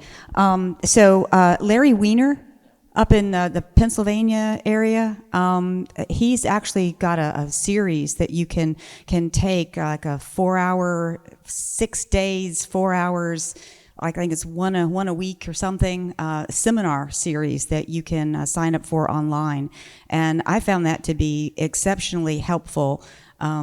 That he talks about all of the ecological things associated with using plants and some of the techniques, bringing it into the garden and so forth, and how to arrange things and keep weeds suppressed and so forth and so on.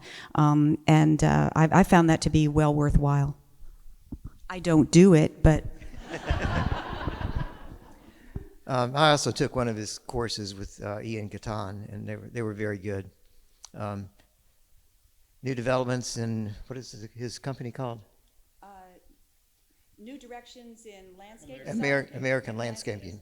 Yeah, new Directions in American Landscaping, so that if you're interested in checking out most of what he offers are courses, but he does offer some single standalone classes as well. Next. You want to? This is going to sound crazy. I am crazy. But I'm reading a book called Eager. Anybody know that book? It's about beavers. So we have on our land a meadow that the prairie preacher Dr. Joanna says, is one of the most perfect examples of a meadow. It was formed by beavers, okay? So what I'm trying to do, because I'm still learning things about plants, but I'm trying to learn about all the other, like what I learned today about the birds and the butterflies and the bees and all the insects and everything. I'm still learning about the relationship of the beavers on my land, and forming this moist meadow where Michigan lily occurs. This prairie willow that only gets about this tall occurs there. The swamp milkweeds and everything, formed by beavers. So I'm reading. It has nothing to do with the plants really, but I'm enjoying the book and learning about something that. And they say that if we still had all the beavers, that they had not been hunted and trapped to the brink of extinction because of the fur, how our waterways would have been so much better. Corps of Engineer could probably learn from it. So.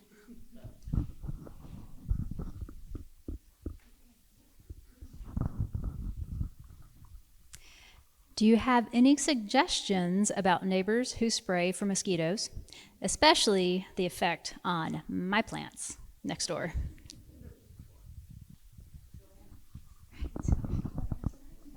Another problem we all have been through.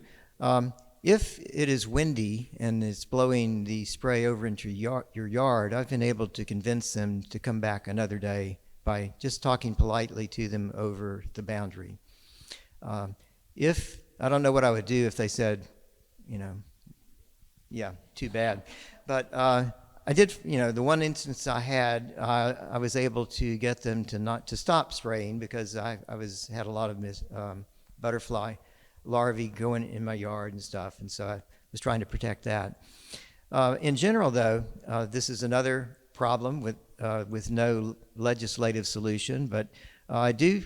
The back of my yard is pretty messy, if you didn't catch that from the 1,000 potted plants. Looks like a third world nursery. And so I do speak to neighbors on both sides who can clearly see the mess in my backyard, that what I'm doing and why I'm doing it, and that's generating plants for a native plant sale, which supports 2 nonprofit groups in Williamson County. And so far, that story has worked. I also have a goal to make my yard look less like a third world nursery, but it hasn't really worked yet. But I do think communication directly with neighbors, not coming off as knowing more than they do, even though we do, is the best thing I can do right now. And so I don't have a better answer than that. But the fact that it was windy and it was clearly blowing the spray over into my yard was a pretty easy sell. And I don't think I mentioned calling anybody, but I would certainly have filed a complaint with the police department, and they may have come out to investigate. And then the worker is sensing that if this gets out of hand, it could be bad on him or her. And so I don't have a big track record, but I just try to keep good terms with the neighbors. Call their kids by names, whatever. And no, that's your approach. Okay. Yeah. So, but just maintaining good relations with the neighbors has worked for me. And I have renters on both sides, so I change neighbors quite a bit. And so far, they've all been reasonable people. Okay, so the question is, what if it's not windy? You still don't want them spraying because the wind won't bring it directly to you, but diffusion in the air will still get it on your property. So at that point, I think you could just say you're trying to grow native plants, and if you have an example of one that has been injured, that would be good to point out. But I think you have a much more difficult situation unless you've got something that you can point to that's directly causing a problem. Because here in Tennessee, if you own the yard, you can do pretty much whatever you want. There aren't a lot of we don't like these rules that regulate use of land that much here in the state, it seems like. So yeah, that's a problem I don't really have a good suggestion for. I write as much as I can on my neighborhood listserv and on the Facebook page that's for Hillwood. And I share the bucket of doom with them. And it's really exciting to see people actually asking more questions about it and how to do it. So, and I find the best, for me, communicating via the neighborhood listserv is a really good way of sharing this kind of information. And fortunately, none of my neighbors have sprayed yet. Anything? Okay. It seems we can't stop or slow down development. What can we do to make/force peacefully developers and builders to use native plants? For commercial developers in Metro, there are some laws on the books. I'm not familiar with the details, but for commercial development, my understanding is they have to plant a certain number of trees. They don't have to be native, I don't think. But so there are things municipalities can do to help regulate just bulldozing of areas and not having them replanted. So kudos to Metro government for the steps it has taken. And it needs to take more steps from our point of view, but at least something has been done there. Other municipalities don't have any rules or regulations about that I'm aware of. And so as long as the developers have the power to lobby as they do, it's going to be difficult to get anything done, from my personal opinion. Nashville had a bill from the Nashville Tree Conservation Corps that was probably on track to get passed, and I don't know the details, but I think some pressure was put on by the developers in the form of their state organization, and some lobbyists think they have enough money to get whatever they want the state legislature to do, to get them to do it. And so there have been some sort of backdoor meetings that probably I don't have any details about, but that change the course of action on some of these potentially beneficial bills. Yes, so three municipalities have passed laws that require a certain amount of native plants to be planted. Okay, I don't know the details, so yeah. But that's, we're working on that for Franklin at some level, but we haven't gotten very far yet. So. Yeah, and that's the fine line that we have to take, where if we try to do too much locally, the state will just step in and pass a state law that will obviate what we've been working on. So that's a good point, Patricia.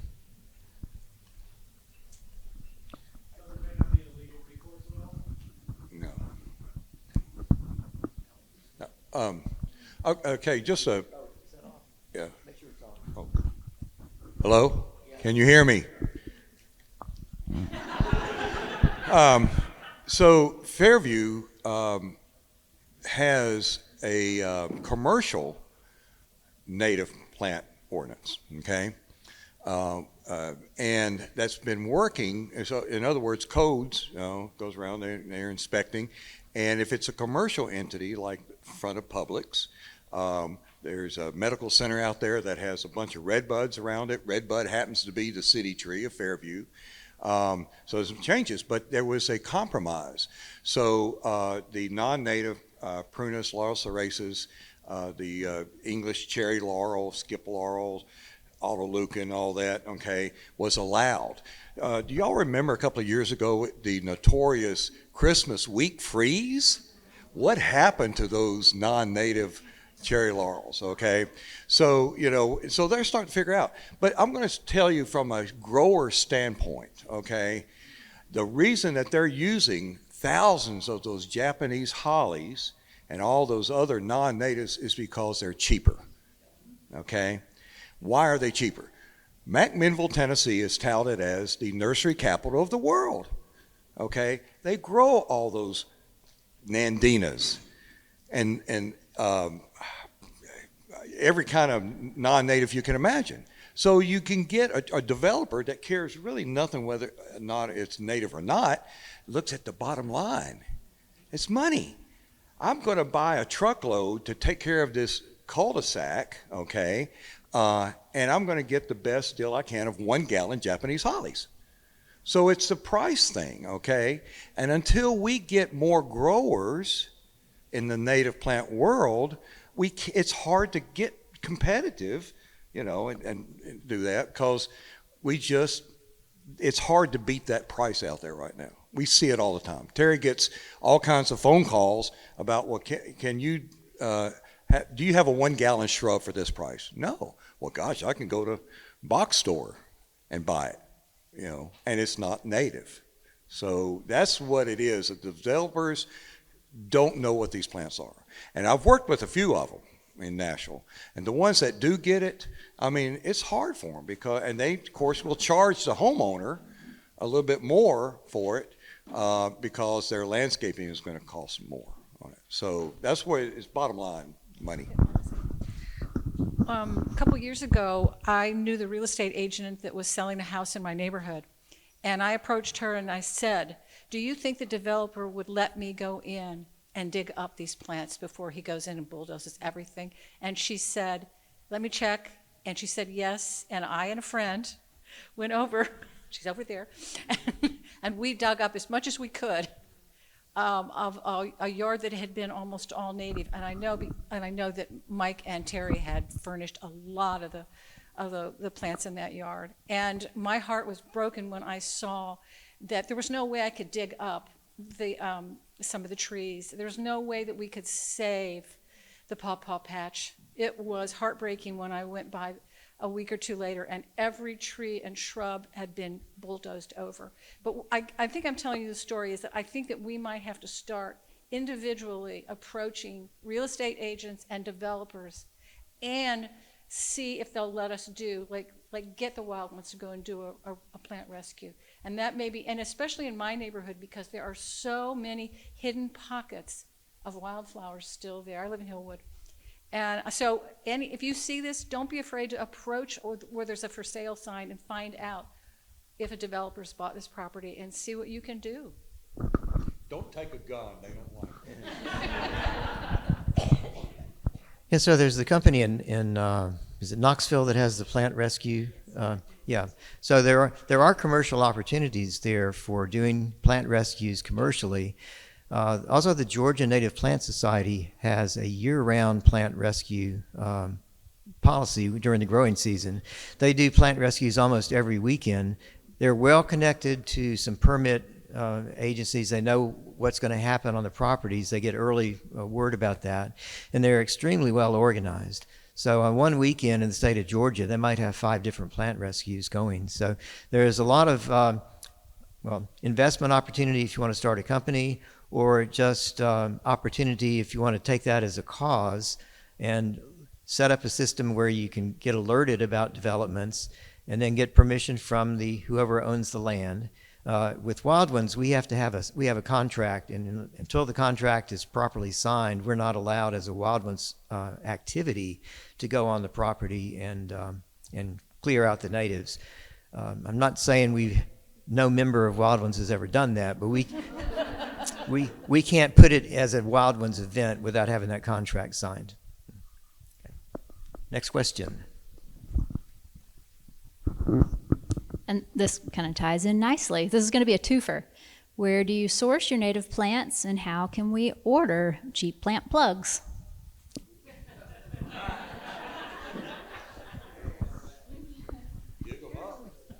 If you want to order individual plugs, or do they only sell trays? Izell is a plant broker in the D.C. area. They contract with with nurseries like Kind Earth Growers in Pennsylvania, and I think they have 8 to 10 different nurseries that they broker sales from. But you can order plants, tray of 50 2-inch wide, 5-inch deep plugs would probably be around $160 right now. Do you know, Bieke, do you know? Okay. Okay, more than 150.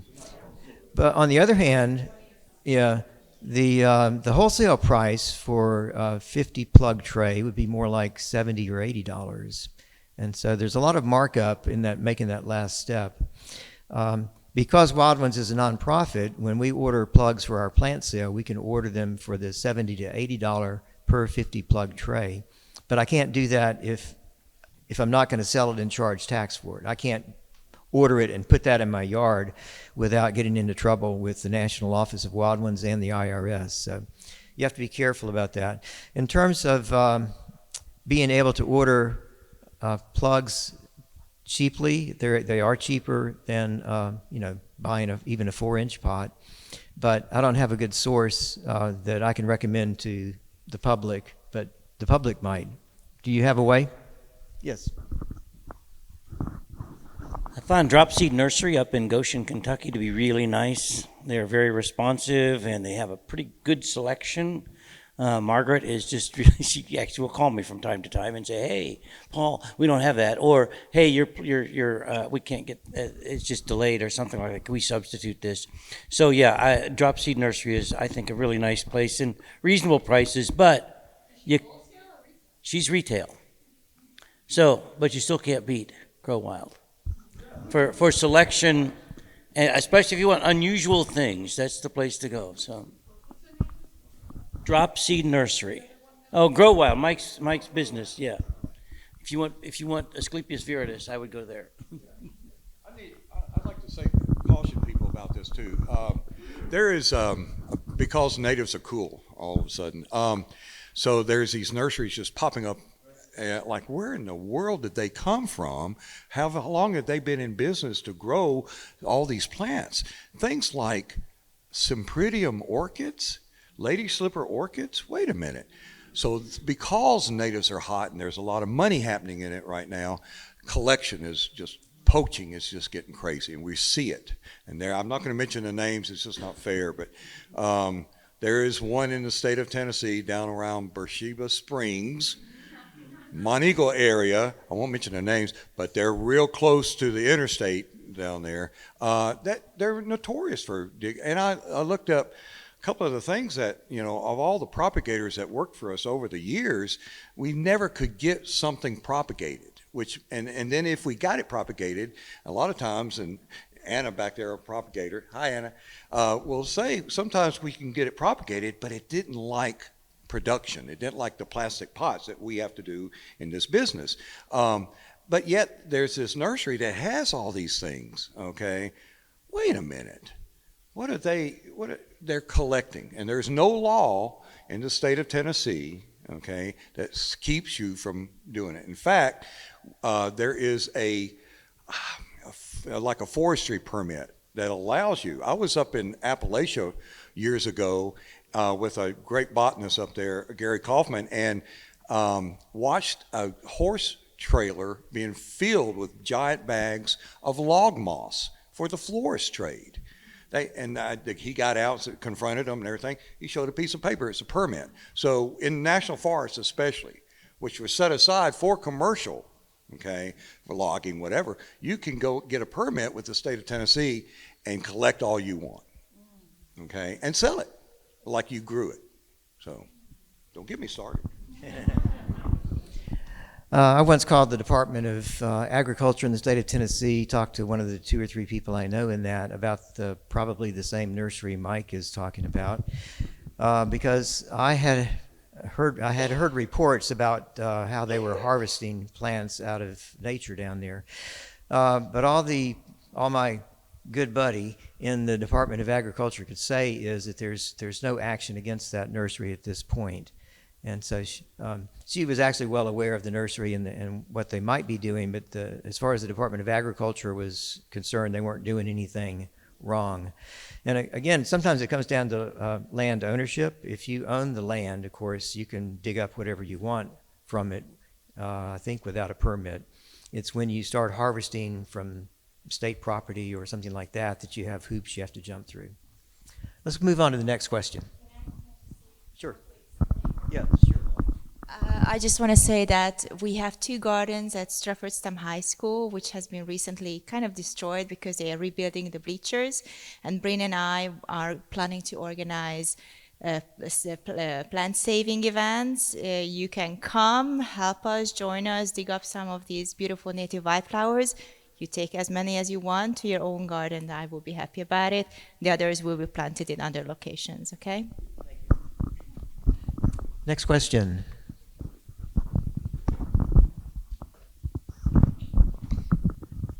How might we diversify conversations and educational spaces about ecology, native plants, wildlife, especially considering lower class and racially marginalized folks who are most impacted by environmental injustice? Did I misunderstand you when you told me the questions would be easy? That's a huge problem, and to me, and I'm hoping some of the other panelists will feel like taking that on. But we're in a period where if you get the letters D, E, and I too close together in a sentence, you might get yourself into trouble.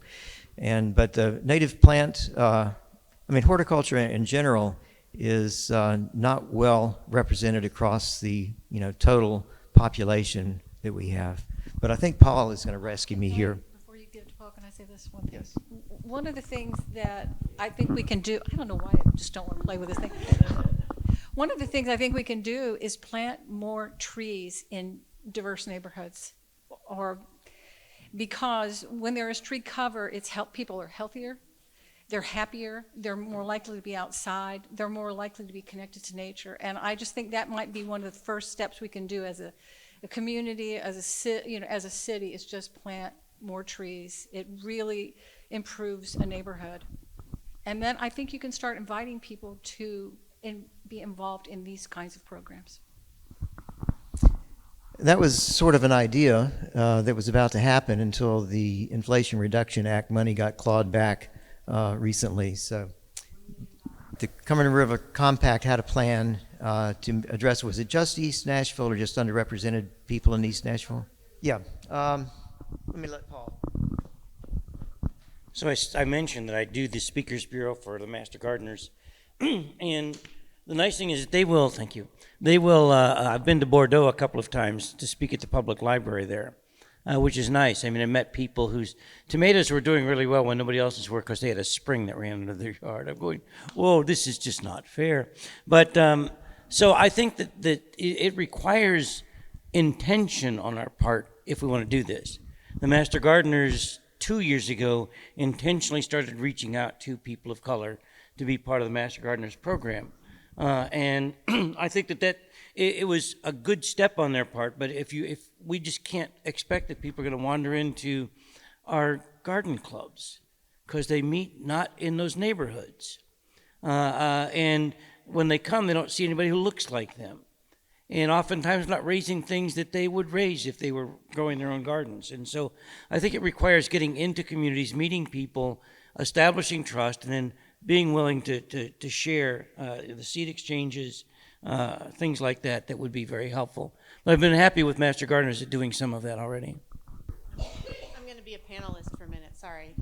Okay, so just a little shout out for our team here. We do outreach to 12 of Metro Park's community centers, which are all over the city, and our free resources, after school programming, summer enrichment programming.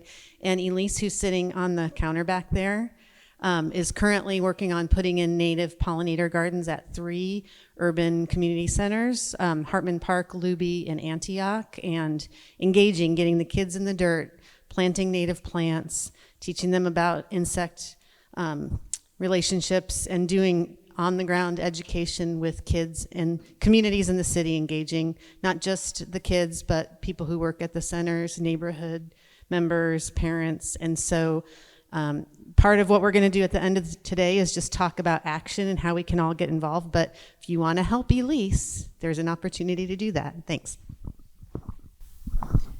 Thank you. That was a good tease for the next activity, Vera. Next question. Do you have any advice for someone who wants to quit their lame job and help people plant native gardens? Didn't we hear a presentation this morning from that person? Yeah. Wow. You're not going to make any money.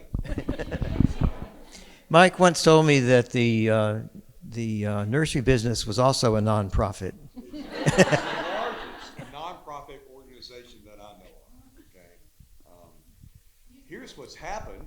Okay. Because I remember Ivan before he did this.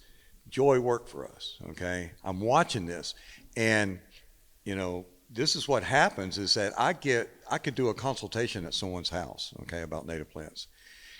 And then you could see it almost like this aha moment. That's like, okay. And it starts in there. They don't know anything about well, you did. He was my brew guy, you know, which I still do, by the way. You know, and look where he is now. And look at you, you know. And so I think it's I'm always looking for that one person. We've had several people approach today about volunteerism that we do on Monday, you know, and you don't know if that person, after a few weeks or months or a year of volunteering on that Monday morning, they start a native plant nursery. They've learned that much because it started in there. They cared about it, okay? We have so many customers after almost 30 years that, you know, I could see a lot of them getting into this business. And what they're going to have to realize is that it is hard work. You're going to get the phone calls. Terry you could be a fly on the wall in the office. No, ma'am, Japanese maples are not native, okay? And you get that. So, but educating, we've talked about that a lot today. You're going to have to educate. And it takes a lot of energy out of us to do that. So, but yeah, don't get me going. Thank you, Mike. Next question. So this one's for Donnie. What are the estimated costs of installing and maintaining your garden? I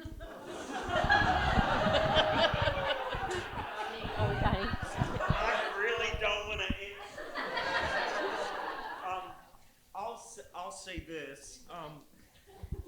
I'll say this.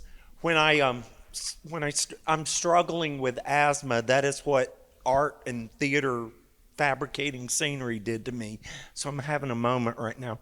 But when I decided that in retirement I was going to build a native garden, I don't know if I can say this, but I've never been one to half-ass anything. And so I took it by the horns and I did whatever I had to do. And, you know, I put plants in the wrong place and lost money at what I invested, but what I've gotten was worth every penny. So that's what I had to do. And I do have to water because my hillside is shale and clay, and I do have to water.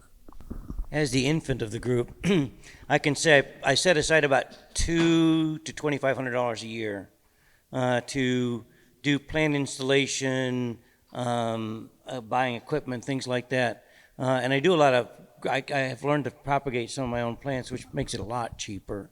But it takes a lot more time for it to show up. I've started buying real, whole plants, but boy, that gets expensive very quickly. So learning how to propagate and then learning how to divide once you get enough stuff there to just move it to another place in your yard. And before long, you've got a nice looking yard. This next question is for Ivan. What do you typically use for your installation pathways?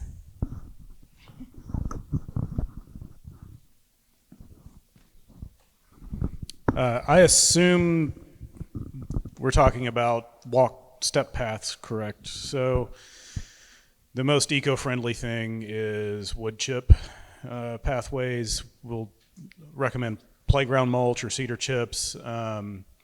We also do decomposed limestone. You can go to Rio Stone or Vulcan and get number 10 quarter down by the ton for a relatively inexpensive price.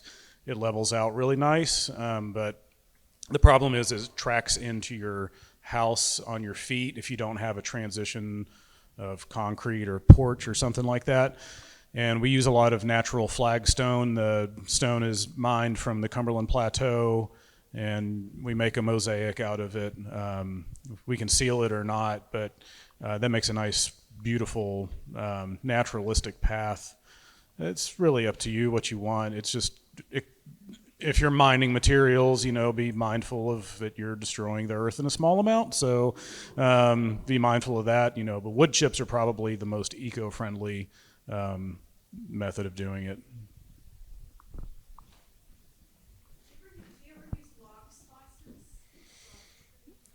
I've not used log slices because they will rot pretty quick unless you use cedar, eastern red cedar, honey locust. If you have a dead snag of sassafras that got attacked by laurel wilt, those logs will last a lot longer. But you put wood directly on ground. I mean, the wood chip mulch is only going to last 6 months to a year, depending on if it's playground mulch, which is treated with an oil, or just raw wood chip, which will just rot pretty quickly. So wood, you just need to be prepared to replace it. You want to avoid trip hazard stuff. So in my yard, previous homeowner landscaped with big chunks of limestone. Well, limestone's slippery, limestone's irregular, it's a trip hazard walkway. So I'm going to rip all that up and put something else down. Thank you. Question for Monika. Where is Monika? Okay. What is the host plant for the Diana fritillary? It's the violet. And we have so much in shade gardens, and unfortunately, I don't understand. Okay, I had to fight this fight with my own husband. So violet spreads into the grass, and he goes crazy. But now I won. So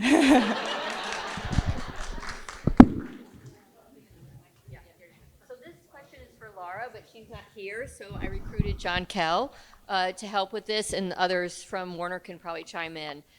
What can I do to specifically help wood thrushes? So basically, you need like a forested area. Is it on? Not on? There you go. Oh, okay. No one?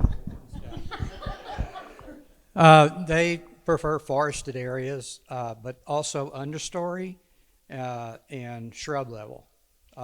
They feed a lot on the ground, so you need those layers, but basically they're a woodland type bird. Does that help whoever? Does anyone else like to chime in?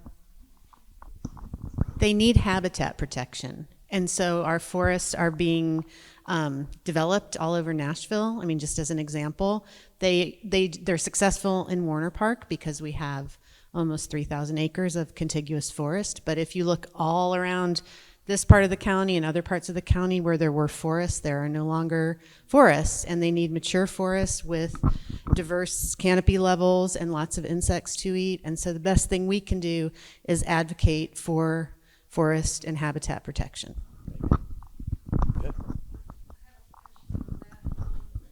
Thank you, guys. I'm not trying to monopolize, I promise. And I'm really speaking for Laura because she is cleaning up from lunch, and she was our awesome lunch facilitator. So, but what we're doing here, just a little demonstration behind the pond over here, is we've removed bush honeysuckle and privet, which is the mid-canopy shrub layer, which is nesting space for lots of migratory birds, including wood thrushes. And so what we're doing is not waiting for things to come back, but we're actively planting natives that will fill in that mid-canopy shrub level. And I bet Mike and others can recommend some things to plant.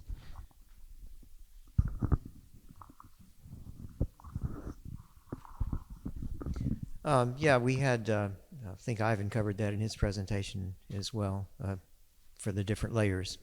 Willie?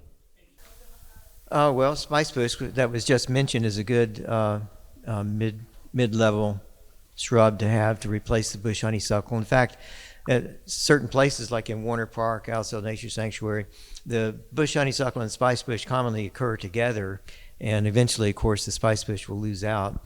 But just removing the bush honeysuckle out of that mix will allow the spice bush to come back. Their viburnums would be a good, any viburnum, depending on whether it's shade or full sun, would be good to plant there. Mike just mentioned Alabama snow wreath, and leatherwood would be another possibility. Sweet shrub, Carolina allspice, is that the right one? Yeah, okay. Yeah, the chokeberries are great because their berries are perfect for the birds in the late fall. So we have, now the best one is probably the black chokeberry in terms of nutrition for the birds. The red version, the red chokeberry is still good, but not quite as powerful in terms of nutrition. At least that's my understanding. Yes, sir. Well, it kind of varies. Like the river cane competes favorably with bush honeysuckle if it's a place where river cane is happy, but that's not a lot of places. And so bush honeysuckle is happy a lot of places. And so you would have to take it as a case-by-case situation, but I'll let the other more informed people up here than I am speak to that. You know, we look at what bush honeysuckle and privet and all that, you know, how it spreads, and a lot of it's vegetatively, right? Suckers. So we look at what native shrubs sucker. Simpler carpos, the coralberry, buckberry, does that. And so if you really, and it's really a great plant. I love those rosy pink berries in the winter.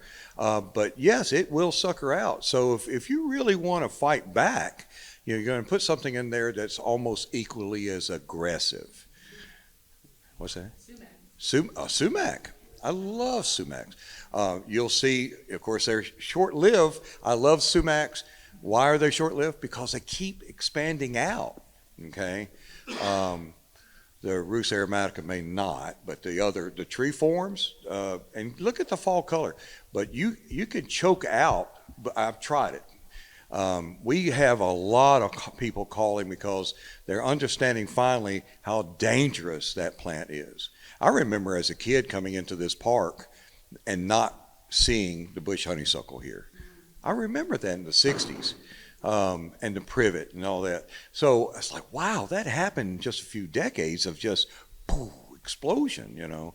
And getting onto the invasive species thing, that, you know, here's the other thing too, is that how many of those invasive species are introduced landscape plants? Nandinas, big time, okay? A Rosa Sharon. I remember, you know, mimosa. My favorite climbing tree was a mimosa, you know, and it's an invasive species. So we got to be careful what's coming over from Eurasia. That is the new outstanding plant, so. I just wanted to add to the wood thrush. There's Laura. So the habitat requirements for a nesting wood thrush, what have we found at Warner? Was it an acre that their habitat, usually they stay their range? So my reason for reiterating that is that I feel like if you don't have a big enough yard that you feel like you could give habitat to a wood thrush, you can try to do that with your neighbors. If you can try to add more trees to your neighborhood, you really can make a difference, because that's what the research here at Warner is showing. Well, thanks for all the questions. I would like to just close this out in the next minute by thanking Vera for her organizational skills and work to put all this together.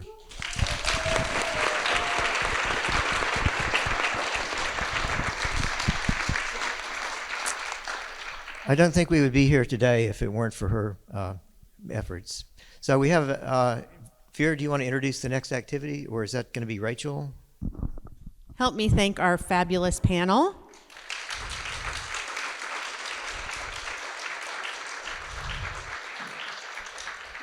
And thanks to everyone here who participated and had shared the knowledge in the room, which is always the best way to network and learn, is together and with each other and from each other. I did have one question that I wanted to field about gathering our emails after today so we can share in case we want to advocate or organize for native plant ordinances or other invasive species or other communication. And I think all of you agreed to, most of you agreed to share your emails and names in a participant directory after today. So we'll be sending that out. And our closing session is going to be all about how we can take action in our community for native plants. And I'm going to turn it over to Rachel Anderson. Don't leave yet. I'm going to introduce the closing activity, which is going to be so much fun.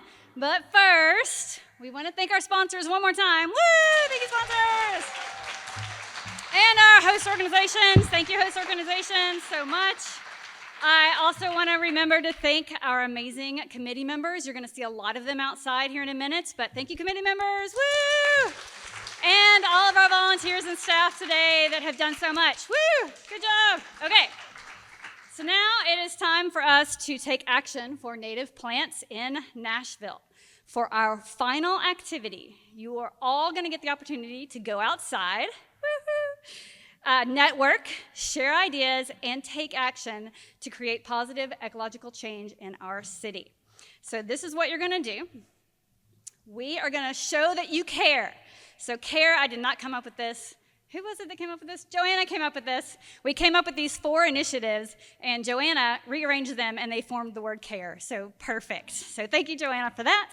And CARE stands for, describes our 4 initiatives for the symposium: certification, advocacy, rewilding, and education. Each of these initiatives has several actions that you can pledge to support today. If you look outside the windows over there, you'll see there are 4 stations staffed right out here on the patio by our committee members. And I'm going to go over each one of these really quickly so you know what to expect. At the certification station is Bryn Beecham, Patty Gertner, and John Kell. And they'll be at this station to discuss various opportunities you can take to obtain a native plant certification for your yard or for your business green space. So that's one area that you guys, so you're going to go there. You can also go to the advocacy station. Sarah Samurai and Joy Boven will be at this station to share ideas about how you can advocate for native landscaping and banning invasive plants. So head over there and check that out. At the rewilding station, Richard Hitt and Gail Eichelberger, sorry, I can't read. Sorry, Gail, I knew I was going to mess it up. They'll be at this station if you're interested in opportunities to directly restore native plants through expansion of native gardens in your yard or through community rewilding projects, so go check that out. And then Paul Prill and Capel Simmons will be. Don't you love that? We couldn't help ourselves. Thank you, Joanna. I love that picture. Can you see? Wait, Vera is hiding. No, wait, that's Vera back there. So we had to go smell the Nashville mustard when it was out. So Paul Prill and Capel Simmons will be at the station to share ideas on how you can raise awareness in your community about the benefits of native plants. And so to pledge, all you're going to do is you're going to go talk, you're going to share ideas, you're going to talk with the committee members, and then there's pieces of paper on these boards, and you're just going to write your name. Just write your name very clearly. We have your contact info. We know who you are. Just write it very clearly, and you're going to get some information and resources and next steps from us down the road. Okay, and that'll probably be a part of the packet that you're going to get later on as well. So for the next 45 minutes, I want you guys to hand out to the patio, share your energy ideas, and thank you guys so much for being here today.